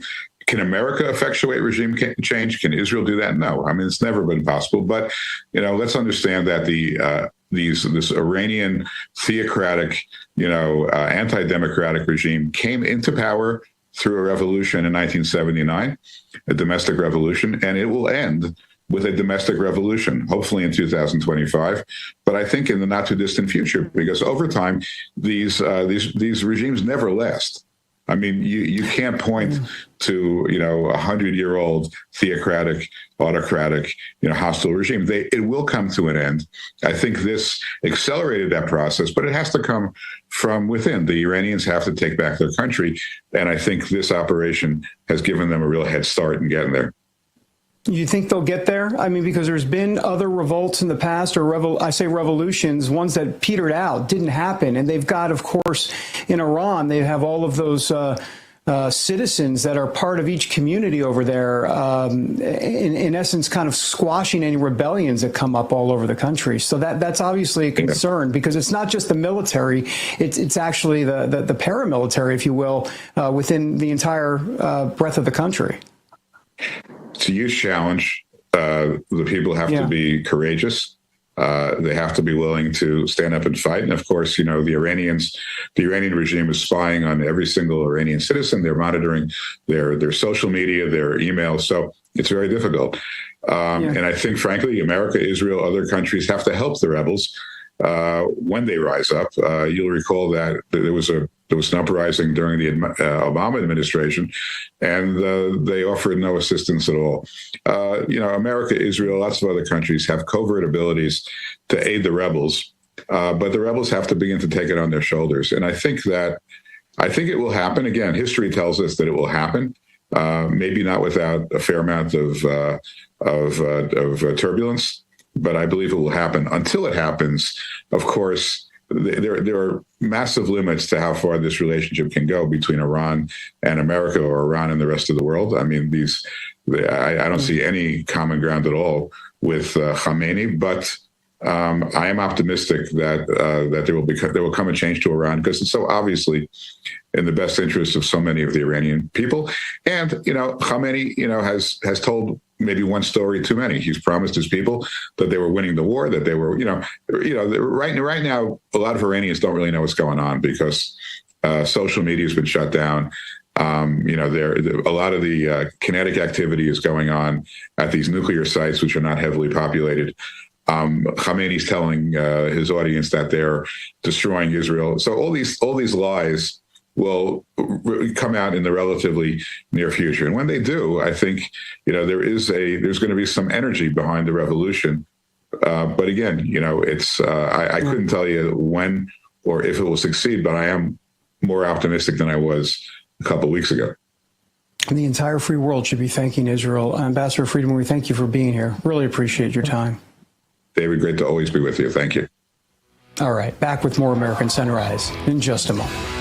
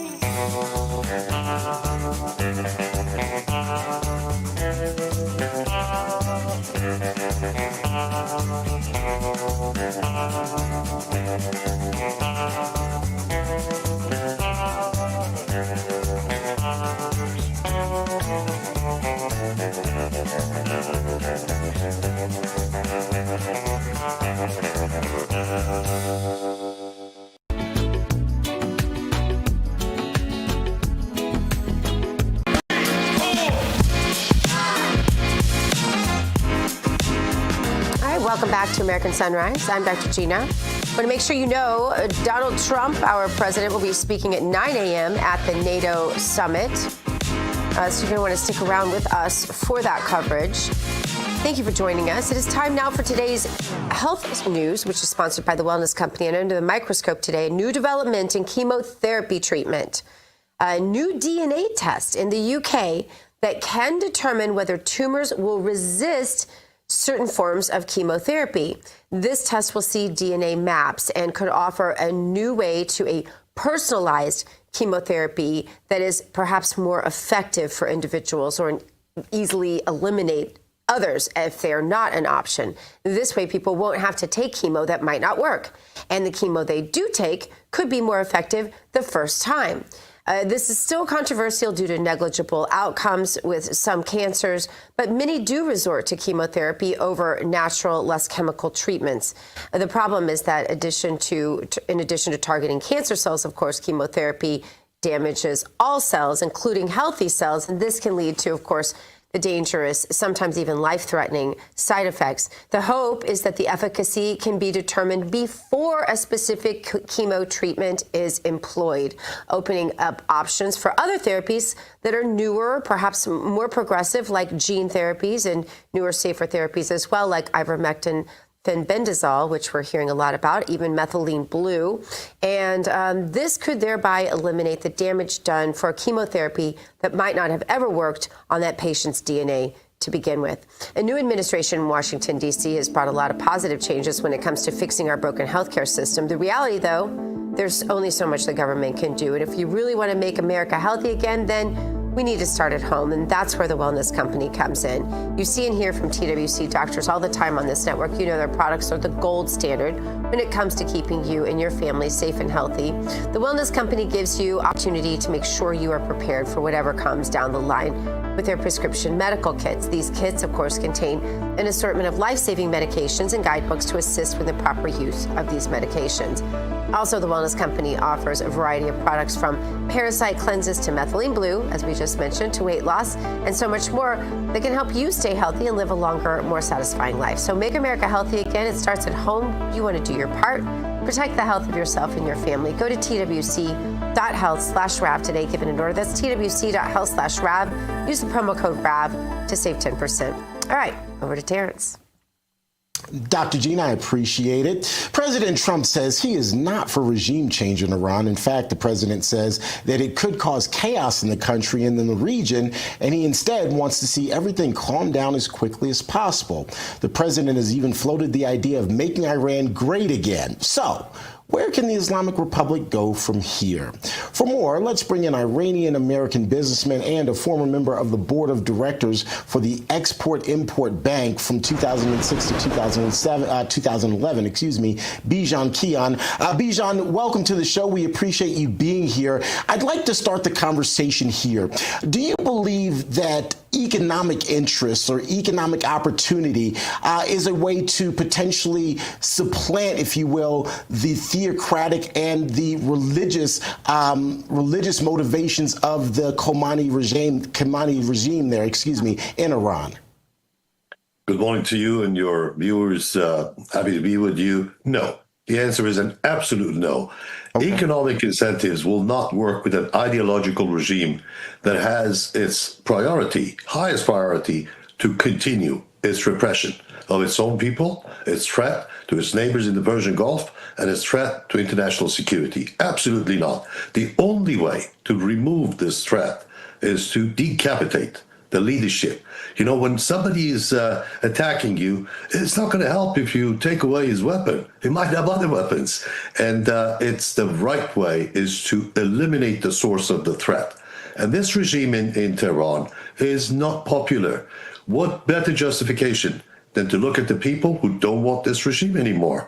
Now, I was listening to Ambassador Friedman, who I have a lot of respect for him, and he was very correct to say President Trump is justifiably frustrated with the breach of the ceasefire. But ceasefires are very difficult to maintain anyway.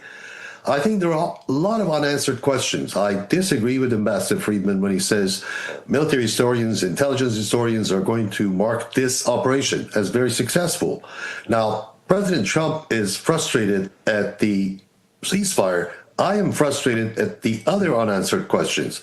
Did our intelligence community know that a 60-meter penetrating massive ordinance is going to be a match for an 80-meter deep hole in a mountain? If they did they tell the president? And if they didn't, why not? That's the question on my mind. That's a key question on my mind. Generally speaking, yes, Article 51 of the United Nations Charter stops us from taking out leadership of a country. Of course, we understand that. International law matters.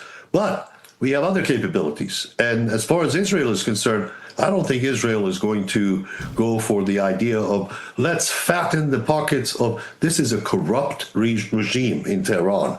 Any benefit is not going to transfer to the people. It's going to go right to the pockets of the same leaders who pose a threat. Does it make sense to give money to people who are a persistent threat to international security? Yeah, Mr. Keon, unfortunately, we're out of time, but I'm going to invite you back now. I'm extending the invitation to you to have you come back so we can finish this conversation because there's so much more to unpack, and I've got many more questions. Unfortunately, I'm out of time. We appreciate you taking out some time this morning, though, to talk with us. Be happy to be back. All right. Well, it's a date, then. We'll do it soon. Thanks so much. More American Sunrise in 2 minutes.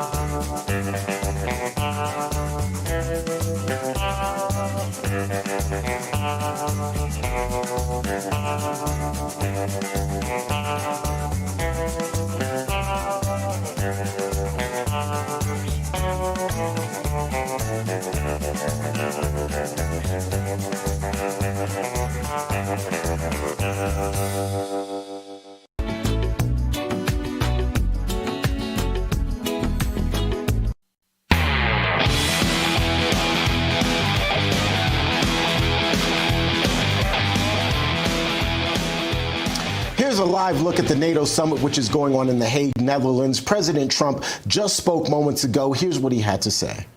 Seen it, Jeff? Yes, sir. Have you seen it? Yes, okay. sir. Pretty good. Very unfair to the pilots that risk their lives for our country, and then they get fake news, New York Times and CNN, make up a phony story to get some hits.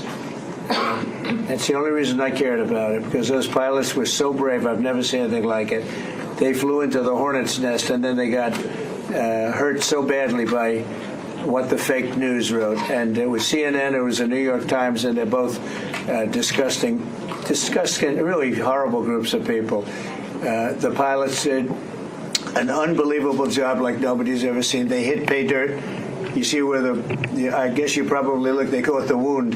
You see where the wound is on the earth, and 3 of them right next to each other. Perfect.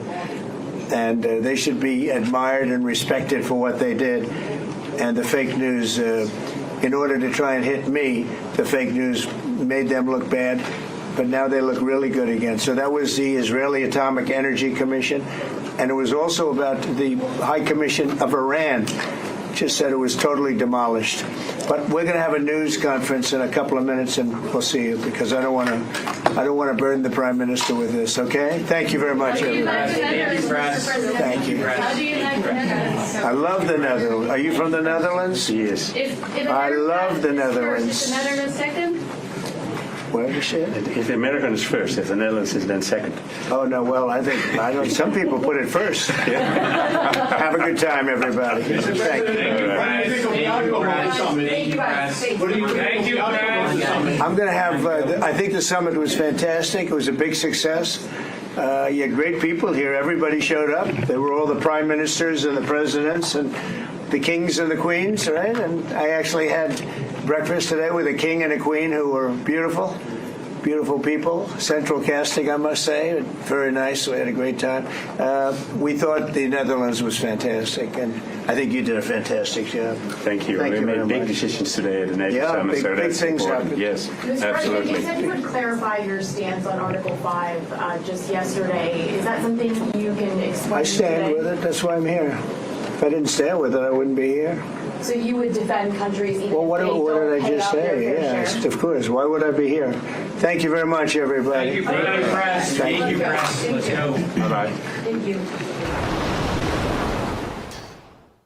President Trump giving the Netherlands its flowers there as he talked about a number of different issues, also previewing the fact that he's going to be hosting a news conference here in short order. We, of course, will take you there live the moment that happens. In the meantime, if you want to drink cafe-quality coffee at home without the price tag or the compromise, well, 1775 Starter Kit is packed with value, and it's built for people who care about what they support.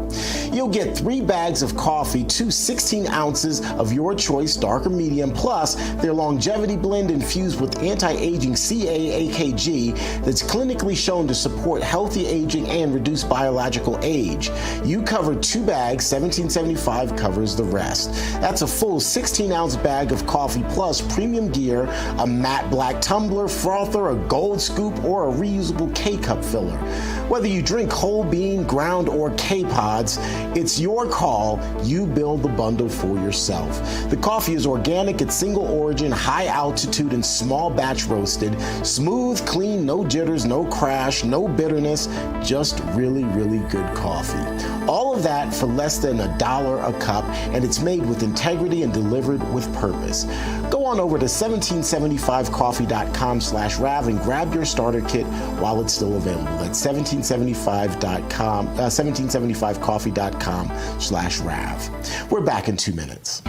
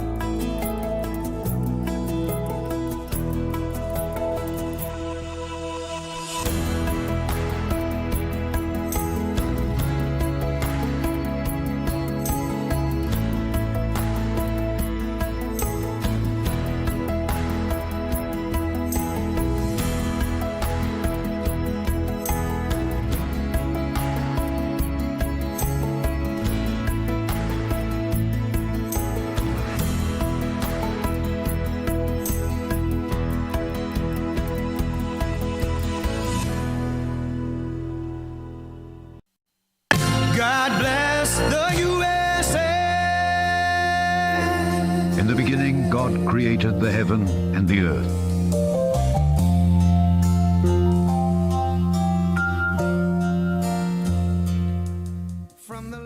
Hi, welcome back to American Sunrise. It is now time for our moment of faith that is brought to us by Lee Greenwood and the God Bless the USA Bible. And in focus today, the lead singer of Florida-based rock band Red Jumpsuit Apparatus, Ronnie Winter. Winter posted a long video on Instagram where he slammed Trump and supporters and said they are not real Christians. Winter also said they're not welcome at RGA shows. Take a listen. Hi, I'm Ronnie Winter. I sing for the Red Jumpsuit Apparatus, and I actually follow what Jesus says.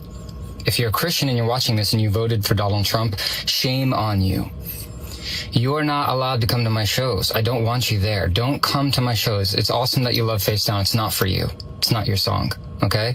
It is not your song. If you voted for Donald Trump, do not come to my shows or ever, not just like these 4 years. Don't come to my shows because you're going to hear a lot of woke propaganda and you're going to hear like the actual words of Jesus. You're going to see a lot of acceptance from all areas of life and races. And you're just going to see a lot of like harmony, okay? That's not what you're about, okay? Don't come. Somebody get that guy a cheeseburger, please. Okay, little beta male, never heard of you before in my life, definitely not going to your shows anyway. But for more, let's bring in digital host and journalist for CBN News, Billy Hallowell. Billy, how off base is this poor little chump? I mean, well, first of all, on what level do we even want to talk about? From a business perspective, way off base. I don't know who would ever go out and say, don't come to my show. You know, hey, half the audience, more than half the audience, actually, considering the fact, you know, when you look at the numbers in the last election, don't come to my show. I don't understand that from a business perspective. From a Christian perspective, it's so funny. A lot of people will talk about unity and harmony, and you're going to, he even said that. If you come to our shows, you'll experience these things. And yet this... Right. This entire message is about exclusion and don't come and you're not welcome. I think people have really been broken and they're very confused and lost. And I understand being frustrated if your candidate didn't win. But the reality is to turn against half the country and act as though all of these people are terrible people. It's bad business. It's also bad theology. I mean, here we are talking about the words of Jesus, right? Jesus, we know that, obviously, let's also talk, before I even go there, about actions. People voted for President Trump for very specific reasons because they wanted to see policy that reflected their worldview. The idea that what Trump represents is contrary to Christianity. Sure, he's a human. There are things people may disagree with, but the reality is most Christians have been very happy with a lot of the things they've seen happen. Have they not? Yeah, I have to admit my complete naivete on this, and I like to think that I know a pretty broad spectrum of music and can appreciate it, but who even are these people? Have you ever heard of them? What kind of music do they play? And can you smell them through the screen? Because I think they just don't look like the kind of people that I would want to go to their concert anyway. Can you tell us a little bit more about them? So here's the interesting thing. I know nothing about them. Like you, I was like, oh, who is this group? And that's the other thing. I don't know people's hearts. Is this one of those things where you're just going out and saying something to get attention, right? You're putting something out there so people will pay attention to you, because why else would you say something like this, A? But B, I mean, look, at the end of the day, we should be able to appreciate and enjoy some things without politics impeding every single thing. And we're at a point where people can no longer do that. And this is an example of that. But I want to come back to the fact faith matters. It matters to many Christians. And to call the majority of Christians who voted for somebody you don't like basically bad Christians who aren't welcome to your show, it's bad business. It's bad theology. And I can't wrap my head around it. Yeah, so much like Jesus. So much like Jesus. Hey, shut up and sing is my advice to this absolute nobody that I never heard of. And also, I think it's, one of the questions that my producers put in my prompter was, why would they alienate half of their fan base? If they have a fan base, I think this was a publicity stunt. I think he's getting exactly what he wants, and that no one's ever heard of him. And now all of a sudden people are like, who is this bad person? So I think it probably worked out exactly as they planned. But we'll just see what happens from this. I'm not sure that anybody in MAGA anyway, or any Christians I know of, are going to take this bait and care. Anyway, Billy Hallowell, thank you so much for being with us, commenting on this very interesting story. Thank you. Thank you. Appreciate it. All right. Back with the second hour of American Sunrise in 2. Stick around.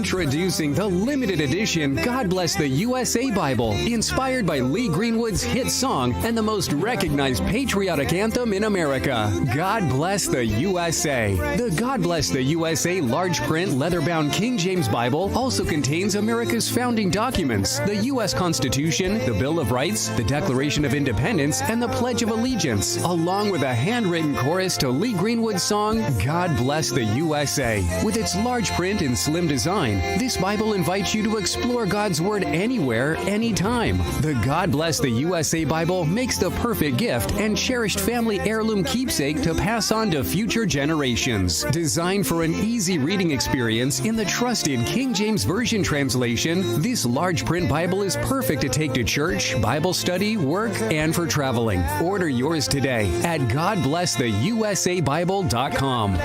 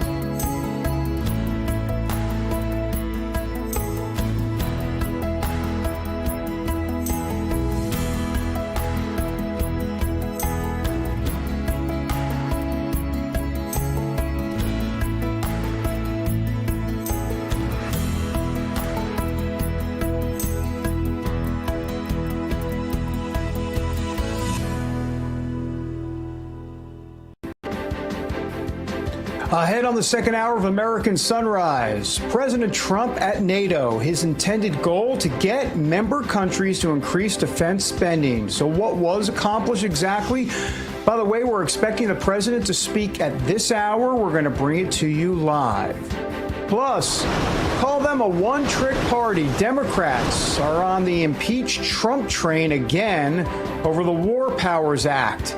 In moments, why their argument is worthless and while their case of TDS may never go away. And speaking of impeachment, in moments, meet the man who gave Congress over 100 reasons to impeach Joe Biden. Jason Galanis, a former business partner of Hunter Biden's, who turned cooperating witness for the government. Well, he's here with the dirt on the Biden clan. Those stories, so much more as the second hour of American Sunrise starts right now. Good morning, America. Welcome to American Sunrise. Whether it's culture, we have breaking news to share with you. Politics. President Trump is joining us live now from Florida. We've got you covered. This is what it looks like to be a patriot. We have to protect the American family. The American dream is still alive. I'm David Brody. I'm Terrance. And I'm Dr. Gina.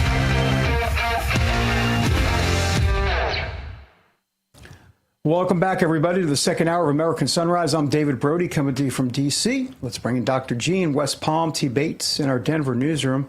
Hey, good morning to both of you. You know, we see so many crazy headlines. Here's a crazy one about what happened in South Carolina. Those lightning strikes, 20 hospitalized now. It's up to 20 down in South Carolina at this lake. Gina, what in the world? Wild stuff. Yeah, I mean, that many people to die. And I didn't understand. Was it just a whole bunch of lightning strikes all at once? Was it one big lightning strike? How does that? I've literally never heard of anything like this. Have you guys, Terrance? No, and I know this lake fairly well. You know, you hear of lightning strikes, but typically, you know, it's striking one person is rare. But that there are that many lightning strikes affecting that many people, dozens, more than a dozen people, it's definitely rare. It's definitely not something you hear of often, David. Yeah, for sure. Well, speaking of lightning strikes, how about the human lightning strike? He's at NATO, President Trump, not playing around, for sure, T. Bates. Like take it away. We got headlines. I know we got a lot to get to. Absolutely. President Trump set to speak at NATO here any minute. We'll take you there live when it happens. In the meantime, he's been meeting with fellow heads of state there at NATO all morning long. It's happening in The Hague, Netherlands.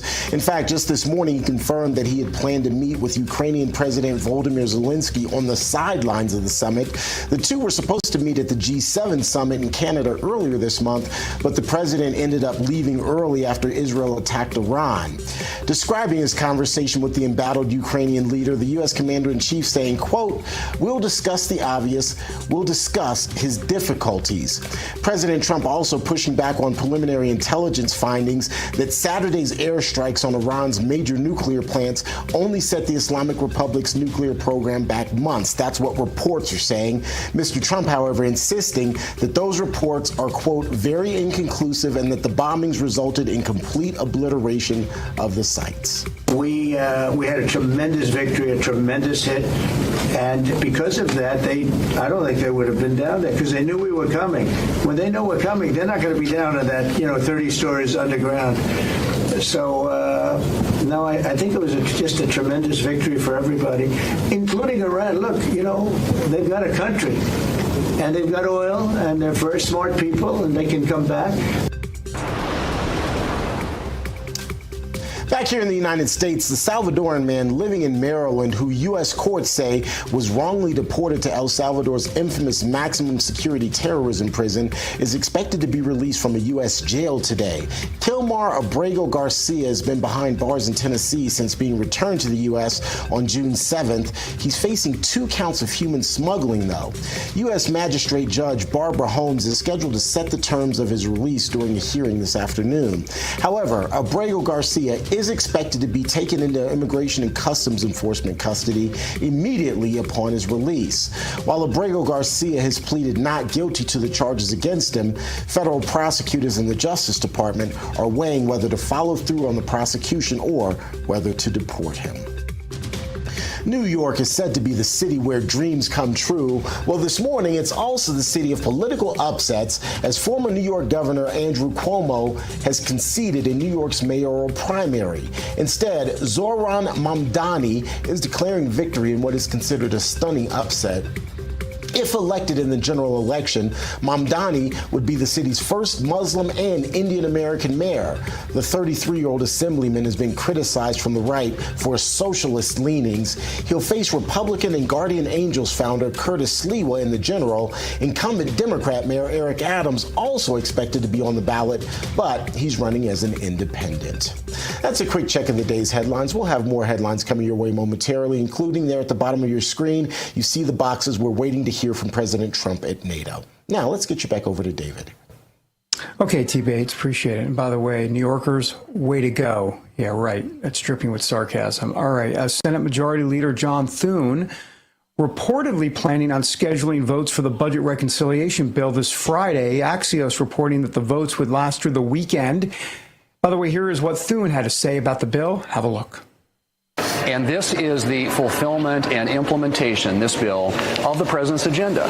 It's securing the border. It's modernizing our military. It's making America energy dominant. It's tax relief for working families. It's reducing the size and scale and cost of government by getting rid of waste, fraud, and abuse. This is what the American people voted for, and that's what we intend to deliver. So failure is not an option. There's a lot, as you would expect, a lot of swirl at this point in the legislative process, and so we're hearing people out, working, responding to their feedback, and taking their input, trying to incorporate things into the bill that make it stronger and better. But we have to get this done, and I'm hopeful that we will succeed by the end of the week here in the Senate, and then we'll see what the House can do and if we can get it on the president's desk soon. Yada, yada, yada. You know, this is what they do all the time. Senator Thune talked about a swirl. Yeah, you know what swirl is code for? It's code for bloviating and posturing and making sure they can get whatever they want in the bill. And then eventually they go ahead and pass this bill. Let's talk to T. Bates and Dr. G about this a little bit more before we bring in Brian Glenn. Guys, I mean, this is, they always talk about, oh, is the bill going to pass? I don't know, SALT deductions, this and that. Senator Ron Johnson maybe not going to vote for it. I'm a hard no until you're a yes at the end. I just feel like this is always the way it is, Gina. Yeah, I think a lot of times they're holding out for something that they want done. Right. I mean, let's be honest. It's creating space for leverage. And this is the process. You know, our founding fathers set it up like this. Some will exploit it, and maybe you could even say abuse it, but it is the way the process works, and usually works for the person who's raising the most noise, right? Who's causing the most problems for the bill, and then they'll get their way because someone will cave, or ultimately then they, of course, will cave once they get their way, or even if they don't. So it's always interesting to watch, isn't it, Terrance? Yeah, it is, but I feel like this is a slap in the face to American voters, particularly on the side of Republican lawmakers. There was a call in November from our voters to be more efficient with our government, to be better stewards of our taxpayer dollars. And I just feel like all of this extra talk, all of this pork, all of this salt that's being added to these spending bills, I'm not so sure that's what the American voter wants. They just want Congress to do their job and fund the government in an efficient manner. And it seems to me the longer this takes, the more talking, the more debating that goes on, that people are going to see this as a slap in the face. That's just my position. That's how I see it. Maybe I'm wrong. But from the folks I'm talking to in the barbershop, and yes, I do go to the barbershop, that seems to be the sense. What do you do in the barbershop, Terrance? Oh, gosh. You know what? I'll have to send you guys pictures of me on vacation. I let it all grow out, and I look a bit more like Santa Claus. There's a lot of gray that grows in the beard. That's about the only thing. I want to see that. Let's get some pictures. I will send you guys pictures. Some pictures. All right. Hey, I will send you guys pictures. Go ahead, David. Brian Glenn. But yeah, no, I think we need to get to Brian Glenn. But don't worry, we're coming back to those pictures. I can assure you for sure. All right, Brian, I'm assuming you want to see pictures of this as well, first of all. I do. Yeah, let's just float the segment on this big, beautiful bill and go to Terrance's pictures. Hey, David, I agree with you. I think the American people, we're tired of all the him-hawing back and forth, and let's just be perfectly clear on this. They're going to vote on it on Friday. I anticipate a yes, just like you said. It's going to go to the House for what I've been told, that maybe this is breaking news, the rules on Monday. And then once it goes to the rules and everything is hunky-dory, it'll go to the floor for a vote. Now, here's some of the holdouts from what I've been told. The SALT, it's a big issue right now. The SALT, what we pay, what the minimum is, all of the particulars on the SALT is a big issue. But what is a hard no from a few in Congress is this states' rights with the AI, this a moratorium that you can't have a law on the books for 10 years in regards to AI. That is a hard no for a lot of members. So if it comes back to the House from the Senate, and Medicaid, by the way, if there's any movement in that. If it comes back to the House on Monday through that Rules Committee, it is DOA, sadly. And let me tell you something else. I'll fast forward to September when they could be voting on another CR. Now, think about this for a second. We're going into July. There's not a whole lot. They've got next week off, I believe, in Congress. Okay? You've got July. They've got the entire month of August in recess. Okay? So that fast forwards to September, where they could possibly be voting on another CR, which, once again, I know a lot of people that are not going to vote for CR. So we could be coming to an ultimate dead stop here at the end of the summer to get any of these things fixed. And I agree with you, Terrance. The American people on November 5th last year voted for change and for our government to be more efficient. Where are all the where are all the Doge cuts? Where's all that? Where's all the executive orders that President Trump's been signing in the Oval Office? Where are those? Instead, we're voting on whether or not dogs have, 2 ears, 4 legs, and a tail. We're voting on absolutely nothing that's a part of the America First agenda. And now there's not a soapbox down here, but if there was, I'd get on it right now, David, because I'm just about as frustrated as you are. Yeah, let's rename another post office. Oh, my gosh. Exactly. I want to clarify, I'm not condoning the way business is done in Congress. I'm just saying that's the way business is done in Congress. And Terrance, the bottom line is if they don't have the backing from their own state, they can't take some of these stands that they take. So they know they can get away with it or they wouldn't. But the most disturbing thing you said to me, or you said to us today, Brian, was this bit about AI, no laws on the books for 10 years. I had not heard this. And I just read a study, this Anthropic is basically an AI tester. I don't know if you heard this. They tested top systems from OpenAI, Google, Meta. I got to put on my glasses to see this, XAI and others. The results terrifying. When they were when they were trying to phase them out, the AI models would choose blackmail, espionage, and in some cases, lethal actions, even after being, in other words, they said they would kill the people in charge of them, even after being told that their mission was to protect human life. This is terrifying. Artificial intelligence turns murderous to avoid being shut down. Brian.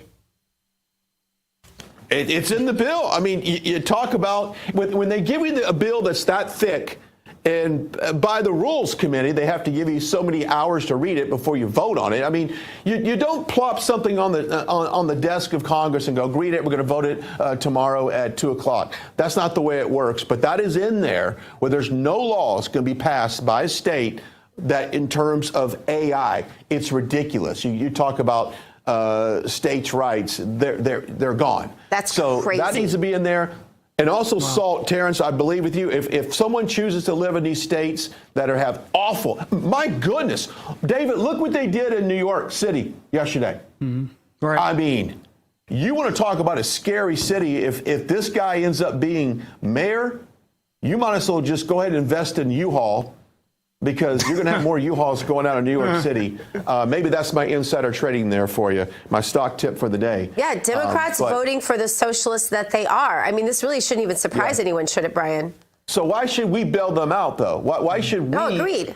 Give them? Hey, look, I have a house in Texas. Why not give me some type of SALT reduction in Texas where it's going to pay for my property tax or whatever the case may be? It's insane that we're rewarding horrible states with awful politics. So the fine people watch us right now, and God bless you if you live in New York and California. There's some other states you can live in. So God bless you. We'll pray for you, but we don't want to pay for you. We'll pray, not pay. There you go. But that's what the SALT does. Yeah. You know what? I'm going to make that into a T-shirt. That's going to be my next business. I'll pray for you, don't want to pay for you. That's pretty good, bro. I like it. I'm going to make that. Yeah, I'm going to make that my ringtone. That's what I'm Brian, by the way, thanks for being. Yes, please. President Trump's back on the White House at 6:50. Tune in to Real America's Voice. I'll be on the ground at the South Lawn as he lands. Maybe, I don't know, maybe we'll get a few minutes with him as he walks back into the White House from NATO. Wow, wherever President Trump is, you will be there for sure. Brian Glenn, thanks for being there. Are there, here, everywhere. Thank you. Thanks, B. Thanks, Brian. Thank you. All right. By the way, we are standing by for President Trump's press conference at the NATO summit. It's supposed to happen at this hour. We're going to bring you there live once he takes the podium. Coming up, though, who is manning the auto pen inside the Biden White House? We actually might have some answers ahead. When American Sunrise returns on a hump day, it is Wednesday, right? I don't know. All the days are getting me confused. It's going so fast. We're back in a moment.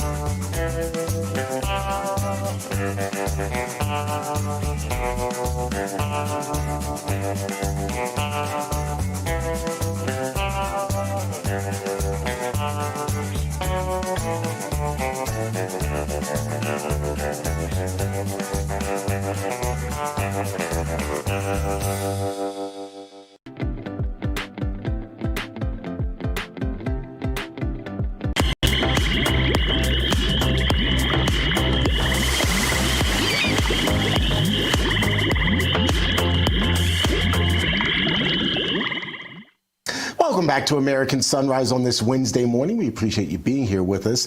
It is now time to drain the swamp, and this morning we are flushing out the Democrats who are still on the Trump must be impeached bandwagon for not getting congressional approval to bomb Iran's nuclear sites.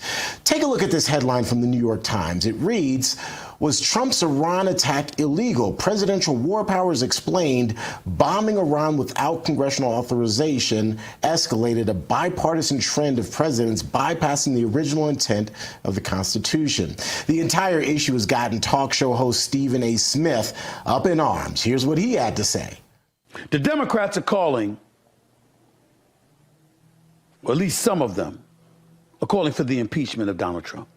Same old song and dance. Thought we heard this before. I thought that was over and done with. The minute you lost the election with the popular vote in the Electoral College vote and losing every sweepstakes. I thought we were over that. But evidently not. Well, Smith went on to give reasons why he thought it was repugnant, to talk impeachment right now. One, in the middle of such a conflict, does talk like that actually help or hurt the country, especially if you're an elected official? Smith then went on to add that no Democrats raised objections when President Obama bombed Libya. Smith also pointed out that America's bombing of Iran was not an act of war. It was an act to eliminate the Iranian nuclear threat. We really want to know what you think about all of this as well. Let us know on Getter and on Rumble. Hop on, let your voice be heard. I'll be chiming in here momentarily. Looking forward to hearing what you have to say, though. We're back with more American Sunrise after this break, including we're waiting for President Trump to take the podium at the NATO summit before he leaves and heads home to Washington, D.C. We'll take you there live the moment he arrives.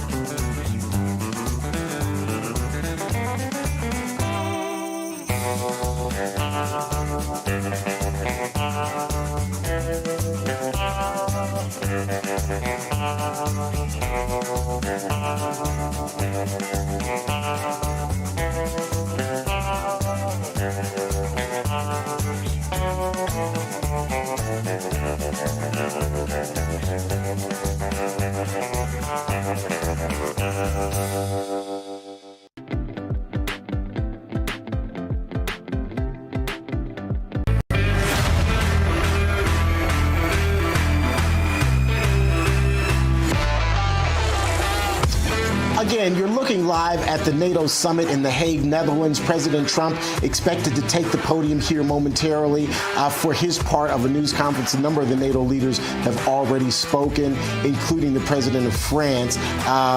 We, of course, will take President Trump's remarks live the moment he takes the podium. In the meantime, we are waiting for the opening bell at the New York Stock Exchange. It's going to ring here in about 7 minutes. I can tell you that the Dow is down right now. However, the S&P 500 and the NASDAQ are both in the green for the moment. That's pre-market trading. We'll take you there live again for the opening bell. The moment it happens, we'll also take you to The Hague in the Netherlands when President Trump takes the podium there. Now, let's take you to suburban Washington, D.C. That's where the mayor of Montgomery County, I'm putting that title on you, David Brody, is hanging out right now. Hey, David, good morning. Good morning. At least I'm not a socialist. So anyhow, that's a whole nother state, whole nother conversation. Yeah. Though Montgomery County is pretty socialist, actually. But anyhow, all right. So T and everybody, as we wait to find out the health of the stock market this morning, we're also checking our own health. Trevor Comstock has been in the health supplement industry for a decade now. He's always been passionate about providing all natural supplements to people who care about their well-being. So Trevor created Sacred Human to share health supplements with like-minded individuals that truly want to make America healthy again. I've heard that phrase, and live optimal lives. Oh, and look at this. Trevor Comstock, the CEO of Sacred Human, joins us now live by the magic of television. Trevor, thanks for being here. So what was the inspiration behind starting Sacred Human? Good morning to you. Yeah, good morning. I appreciate you having me. So for anyone that doesn't know about Sacred Human, we essentially started to offer supplements that are clean, natural, and made with integrity. So when we launched a little over a year ago, our goal was really just to provide people with high quality and affordable products while kind of breaking away from the big corporate mold that oftentimes prioritizes profit over health, as you can imagine. But I've said it before, unfortunately, a lot of these larger companies within the industry cut a lot of corners and they market their products as healthy, but if you take a closer look, you'll find things like preservatives, artificial additives, food dyes, and other fillers that really don't do anything beneficial for your health. And then on top of that, many outsource their production overseas, oftentimes to China, where quality control can be pretty questionable. So in that regard, we just took the opposite route, and we always make sure that everything's produced right here in the USA, and we only use ingredients that we trust. On top of that, too, I just wanted to quickly highlight our flagship product, which is our grass-fed beef liver. And I know many people still aren't familiar with the benefits of beef liver, or they don't know just how powerful beef liver is when it comes to nutrition, but it's oftentimes called nature's multivitamin, and for a pretty good reason. And that's mainly because it's packed with highly bioavailable nutrients like iron, zinc, vitamin A, B12, CoQ10, folate. The list kind of goes on and on, but these are all essential for things like healthy skin, hair, heart, immune support, as well as brain function. And then on top of that, you can sift through a lot of our reviews, but people oftentimes just rave about the energy boost that they get oftentimes when taking it, which is always a nice little value add. But on top of that, what makes the product stand out is that because it is a whole food supplement, your body absorbs these nutrients much more effectively than it would from taking like a synthetic multivitamin, where oftentimes your body will just flush out these nutrients. So once again, you're getting a much better bang for your buck as opposed to like going to your local Walgreens and getting a men's 1-a-day vitamin or even like a Flintstone vitamin for that matter. But yeah, again, you can sift through a lot of our reviews on all of our products. Our beef liver is our most popular and raved about product, but we have other supplements like collagen, which is also probably our second most popular product, but that's amazing for skin, hair, and gut support. Then we have our natural immunity product, our natural sleep formula, and then our magnesium with vitamin D, which is essential for optimal health. So again, we've been getting some great feedback, and we're always happy to come on and spread the awareness. We got 30 seconds or so, but what makes Sacred Human different from other supplement brands out there? What would you say, bottom line? Yeah, well, that's a great question. First of all, most of the companies that you buy your products from are producing overseas, usually in China.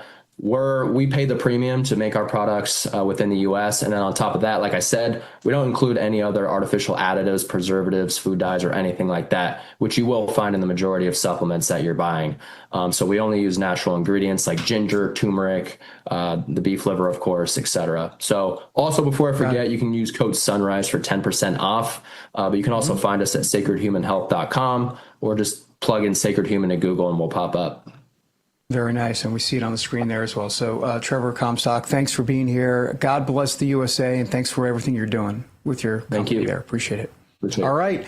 By the way, head over to sacredhumanhealth.com, just to remind you again, and you can discover the incredible benefits of their grass-fed beef liver capsules. Grass-fed beef liver, as Trevor was saying, one of the greatest concentrations of nutrients you can add to your diet. It plays a vital role in supporting your heart, brain, and immune system, while boosting energy and improving overall health, something I could definitely use, especially this week. Sacred Human's beef liver capsules offer a natural alternative to those synthetic multivitamins, as Trevor was talking about, because they provide nutrients in a form your body knows how to use efficiently. Many customers really, they're thrilled with the noticeable boost in energy and vitality that they've experienced already. So you go to sacredhumanhealth.com today, use code SUNRISE for 10% off, and you could explore their full range of all natural supplements such as sleep collagen, immunity, and magnesium with vitamin D. They're all designed to help you on your path to optimal health. sacredhumanhealth.com. Oh, promo code SUNRISE for 10% off.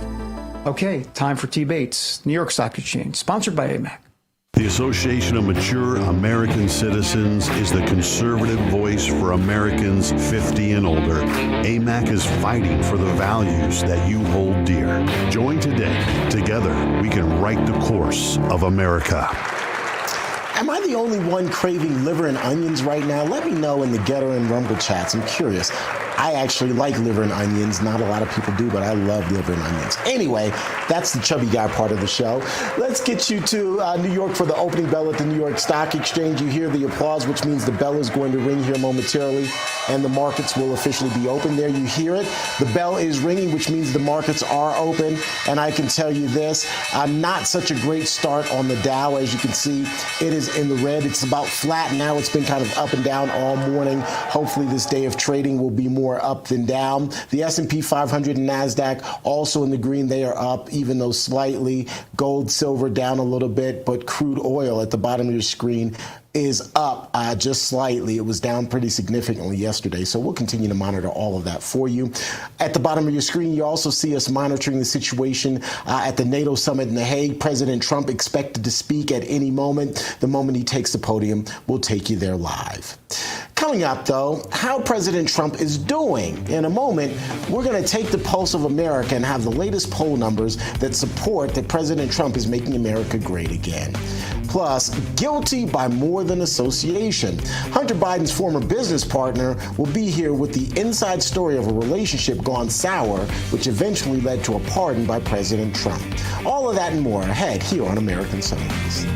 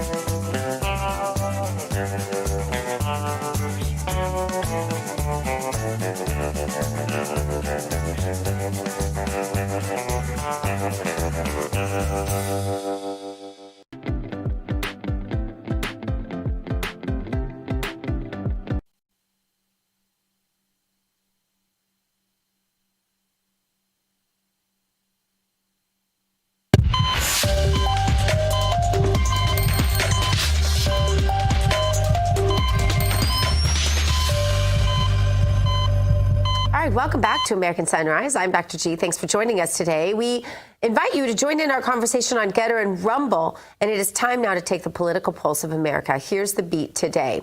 A new poll finds that 40% of U.S. voters think the country is heading in the right direction. That is according to Rasmussen's Right Direction or Wrong Track survey. Let's discuss what these numbers really mean under President Trump's leadership with David and Terrance. Welcome back, guys. Oh, thanks for having us on the show, Gina. Appreciate it. Your thoughts, David? Well, a couple of things. First of all, 47%, which is a great number, on the right track, because that's typically a number that's not going to get higher than that at times, but that's a pretty darn good number. But let's compare that, guys. I was looking at the right track, wrong track of Joe Biden. And you can imagine what that number was. When Biden left office, the right track, in other words, what percentage of people thought the country was on the right track? It was at 33%, which, by the way, I'm trying to think, who are those 33% that thought the country was on the right track? But that's a separate issue.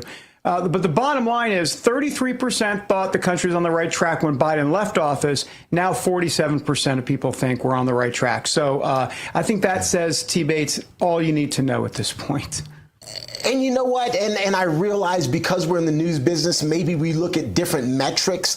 But for me, I think what's really most telling about President Trump's presidency, and it doesn't matter whether you agree with what he's done or not, but the transparency, the fact that you know what he's doing, the fact that the administration has been so up in front and so transparent about what's happening behind the scenes, the decisions that are being made, and you see the American people see him in the Oval Office, they see him signing legislation, they see him signing executive orders, they see what he's doing. In my mind, that means so much more than what any poll can tell you. Again, that doesn't mean that you agree with everything that President Trump is doing, but you know what he's doing. And I think that is a metric that is oftentimes underestimated and overlooked. But is anyone else frustrated that it's not more than that? 47, a measly 47%, I'll get this, of Americans can see and understand this after all the transparency, as you mentioned, David, after all of the bipartisanship that you mentioned, Terrance. What in the world is wrong with people that they can't just come together and support a dadgum president who's doing his absolute best and winning for America at every turn? Dr. G, there are some people out there who just aren't going to be happy with anything. Let's just be honest. There's a segment of the population that's going to want to naysay no matter what. If you offer them $100, they're going to naysay saying it should have been $150. There's just a segment of the population that you're not going to be able to make happy. That's, in my mind, that's just the reality, David. Yeah, I call them the cure cancer crowd. We're like, if Trump cured cancer, they would still think that he's horrible and, we'd be on the wrong track in this country. So, well, the whiners need to just stand down, and Terrance, I'm gonna take a page out of your book. I'm gonna pray for him, but I'm not gonna pay for him. There you go. By the way, we do live in a divided country, obviously, and so I think that's just kind of built into the cake to a degree. But I'm surprised, David. I'm surprised because President Trump has been so bipartisan. I mean, he's reached across the aisle with so many different people. He's brought people into his administration who are known Democrats. I just feel like what's the guy have to do to really get a country to go, all right, you know what, maybe now it's time to be a patriot for a dadgum minute. I hear you. Agreed, Dr. Gina, but I agree with you. But again, that's why I said at the beginning, I think it's up to us on networks like Real America's Voice to change the metrics. Forget about what people are saying. Forget about the polls. Let's look at what's happening and judge based on that. And I think, again, just in terms of transparency, in terms of seeing the work that's being done, you can't beat it. Let's change the metric. Totally agree. Well, we agree with ourselves. So that's a good sign. We have consensus. Sir. Yeah, that's right. We have consensus on the show. We need less consensus. Those are always fun segments, by the way, when we have less consensus, by the way. All right. Turning now to a story of friendship gone awry. Jason Galanis was Hunter Biden's former business partner. He was sentenced to more than 14 years in prison for a scheme that defrauded a Native American tribe, but was ultimately pardoned by President Trump. His backstory really is amazing, as are the truths that he can share. And Jason Galanis, the man who gave Congress over 100 reasons to impeach Joe Biden, is here with us on American Sunrise. Jason, thanks for being here. We appreciate it. And curious if you could just tell us about this conviction and your subsequent pardon by President Trump. It's a wild story. Yes, it's quite an arc and a hell of a story, a hell of an American story that sort of weaves through, obviously, my personal interactions with the Biden family, Biden crime family, but I think it interweaves with presidential politics all the way, not all the way into 2024, but through 2020. Just to set the time frame, in 2016, I was indicted by what I characterize as the Biden administration at the time to cover up some activities, international activities with Hunter Biden and Devon Archer, with inbound money from China, from Kazakhstan, from Russia. And ultimately, I was really the only one that went down in 2016, and that was covered up until activities of the Oversight Committee many years later. That ultimately resulted in the president making a decision. Yep, this was a wrong that needed to be righted, and I'm very, very thankful to him for that. Yeah. Hey, by the way, just a quick follow-up. You asked a federal judge to have the government return, I guess, about $2 million, a little bit more than that, to you, that you had already paid. You've gotten a presidential pardon, and that eliminated the legal basis for them holding that money, but they're not going to allow the return of the cash. So what's happening there? Yeah, I think it's less about the $2 million and more about sort of the lawfare and activist judges and how they thwarted different attempts of the president to assert his authority, his constitutional authority. And it's really pretty simple. It's a New York judge declined to honor a component of the presidential pardon. That's in Article 2, Section 2, absolute mandate from the president. And this judge defied it. This judge is denying the return, but the backstory to that is the Biden Justice Department on inauguration day, the morning of, transferred $2 million they had held on for 8 years, not distributed to quote unquote victims, but held on to for 8 years, and on the morning of transferred it to this activist judge in order to thwart the upcoming, what was anticipated to be this pardon. And so I think there's a story within a story. Both presidential. It's a little bit about my saga, but it's much more than that. It's about lawfare and activist judges thwarting presidential authority. All right, I want to get to brass tacks. I'm using your words. You called them the Biden crime family just moments ago. You also alluded to the fact that you were the only person held accountable for crimes that they were complicit in. I don't think that I'm taking your words out of context. That's what you had to say. Do you think the Biden family will ever be held accountable legally for their crimes? I think it's or alleged crimes. Let me be fair. Well, alleged crimes. I can tell you firsthand. I'll go further than that. Crimes I witnessed. So I will go on the limb and say that as I testified to Congress, and I hope so. And I think that can happen both in public opinion and legally. Either it would be appropriate comeuppance for what was a multi-decade stream of crime, which I witnessed for a window of that time firsthand. So I expect that there'll be more to come out and a time for that. I think that the President Biden dropping out of the race certainly shielded him from quite a lot. So, and that may have precipitated or been a part of this consideration of dropping out. Mm-hmm. Very quickly, if you don't mind, just give us an example of some of the crimes you say you witnessed. For example, money promised by the Chinese and a very prominent position on the board of directors while Vice President Biden was in office to join the board of a Chinese Communist Party funded asset management firm called Harvest. It's a crime. And it's influenced, by the way. And there's a litany of those sorts of illegal dealings and influence peddling, that sort of examples. That's one. And I want to ask, I have so many questions for you. One is how you went about getting the attention of President Trump. I really want to know, because I know there are a lot of people who want pardons from President Trump. So I'm curious about that. But I'm also curious about the auto pen controversy. Who was close enough to Joe Biden to use the power of that pen in your estimation? Well, I think that I think it's fair to say that there were a lot of handlers. And I experienced that back in my day when they split essentially Hunter, Devin, and I, and determined to indict Devin and myself, ultimately to in jail me. I saw the phalanx of people, battalion of protectors around Joe Biden come to the defense. In the same instance, I think when he was incapacitated, the auto pen is just another example of that sort of thing, where there's the Tony Blinkens of the world denying laptops, denying wrapping the what then was the vice president became the president in sort of protected armor, and they did that with the auto pen in order to assert their authority in and around him while he wasn't paying attention. What about, curious, the first part of Gina's question, I think, was about the president and how you kind of came, the backstory on that.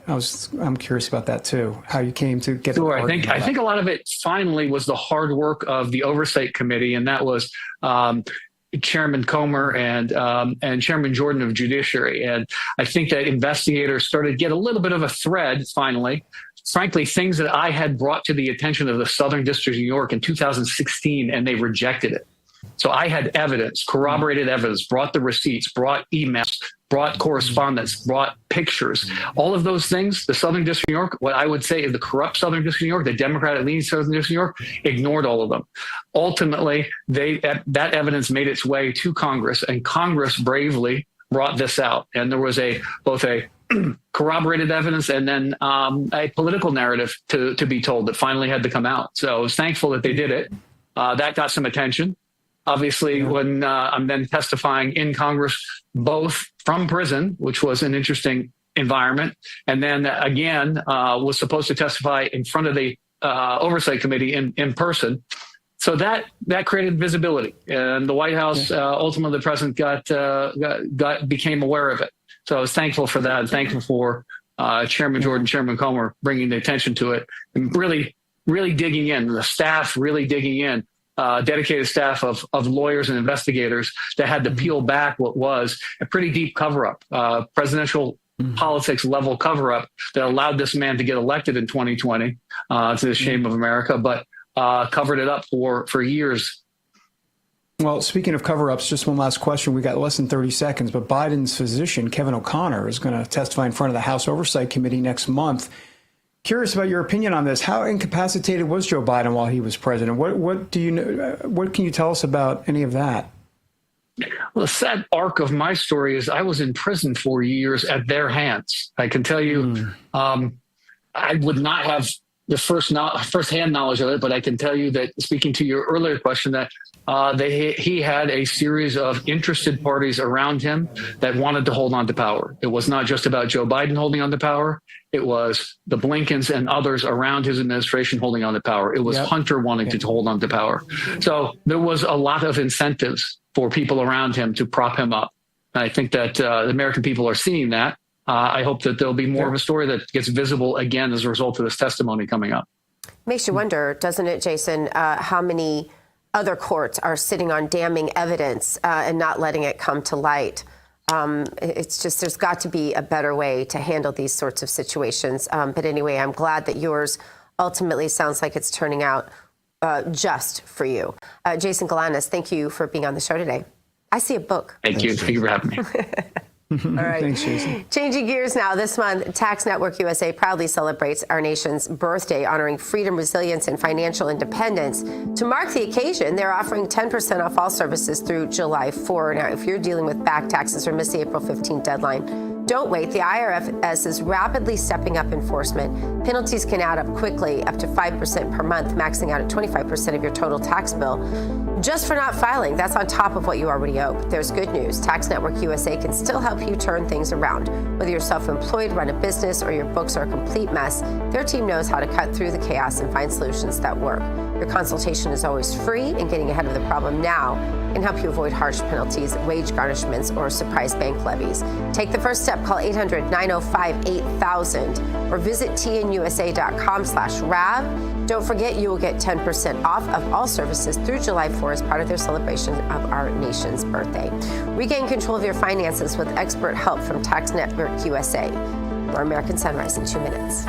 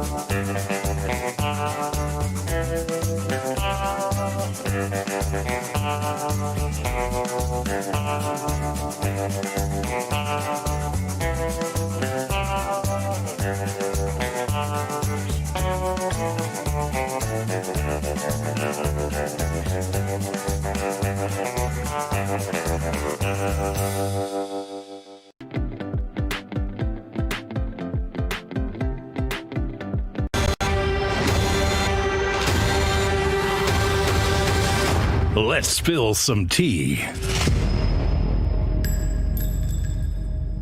Let's Spill Some Tea is sponsored by Artillery Tea Company. ArtilleryTeaCo.com is the website. Use the promo code America's Tea for 25% off of your first order. Artillery Tea is all natural. It's whole leaf. The tea bags are chemical free, and each can be used twice. Artillery Tea Company is family and veteran owned and operated, and a portion of your purchase goes to help veteran and first responder charities. Again, here's the website. It's artillerytco.com. Simply use the promo code America's Tea for 25% off of your first order. All right, let's get right into what's in the cup today. Someone needs to remind ABC News that their job is to report the story, not be the story. The network, once again, making headlines for yet another political stunt, this time giving former Columbia University grad student and pro-Palestine activist Mohammed Khalil a softball interview. The student agitator was released from ICE detention earlier this week. It was a decision the Trump administration is still appealing. Khalil was arrested for organizing anti-Semitic protests on the Columbia University campus.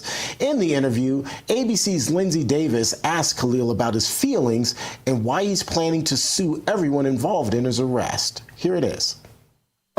Describe for us the moment you get off the plane, you're at the airport, you see your wife and son.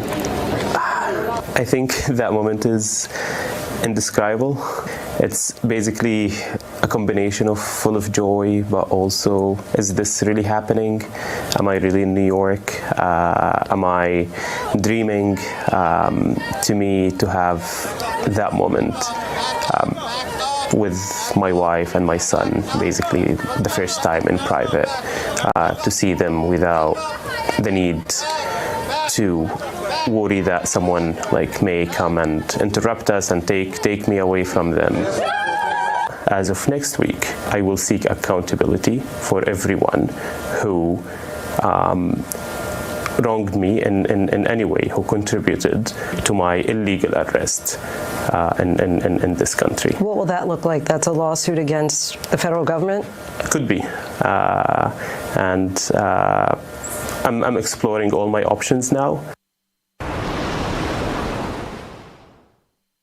All right, we really want to know what you think about all of this. Let us know on Get or on Rumble. Hop on, let your voice be heard. Already a pretty robust conversation happening on Getter right now. Still to come here on American Sunrise, summer camp is kicking off for thousands of children battling serious illnesses. We'll show you the fun in the sun.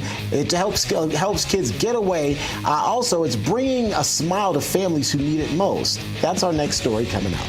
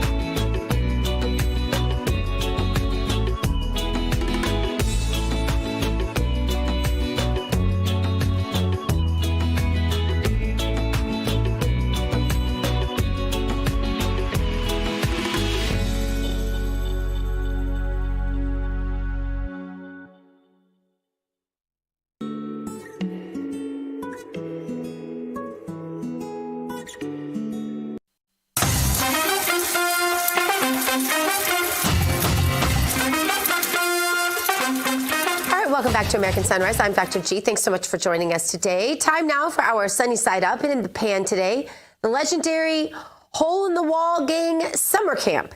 This is a camp that was started back in 1988 by actor Paul Newman.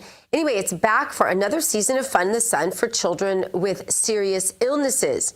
It's a different kind of healing, though, for thousands of children and their families, all facing the realities of debilitating health problems.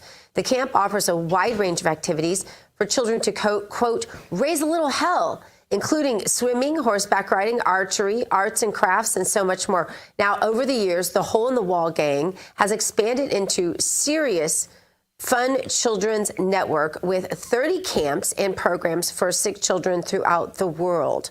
Additional options bring the program on the road to hospitals and to families' homes. But the best part of all, the program is absolutely free for those who meet the medical criteria.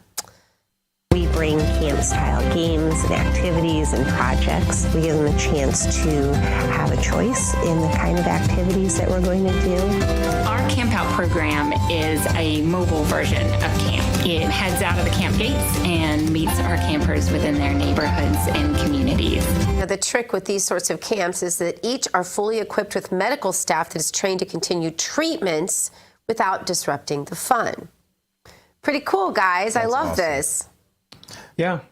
I remember being at, there was a church I used to attend, don't attend there anymore, but they had a wonderful program just like this, free. And the key is trained professionals that were there, and it's a place we still donate to them, even though we don't attend the church. But it's just wonderful, and it's great to see. It's great to see, T. Bates. No, absolutely. And I would argue that it's also therapeutic. It gets the kids away from their reality, something that they have to deal with every day. It takes their mind off of whatever is affecting them, and just allows them to be kids, allows them to just have a little fun. And there's therapy, I think, in that, particularly since they're also, the camp organizers are also providing staff members who can help. All right, guys, I'm sorry. I want to cut things short because I'm hearing President Trump is taking the podium now there at The Hague in the Netherlands, so let's listen in. Tremendous things have been accomplished, as you probably noticed. Listened to a lot of wonderful speeches from the heads of a lot of wonderful countries. But I want to thank you for joining us at the conclusion of a highly productive NATO summit in the Netherlands. I want to thank them for the royal treatment they've given us. Couldn't have been nicer. And it's a beautiful country, really a beautiful country. Coming in, I saw the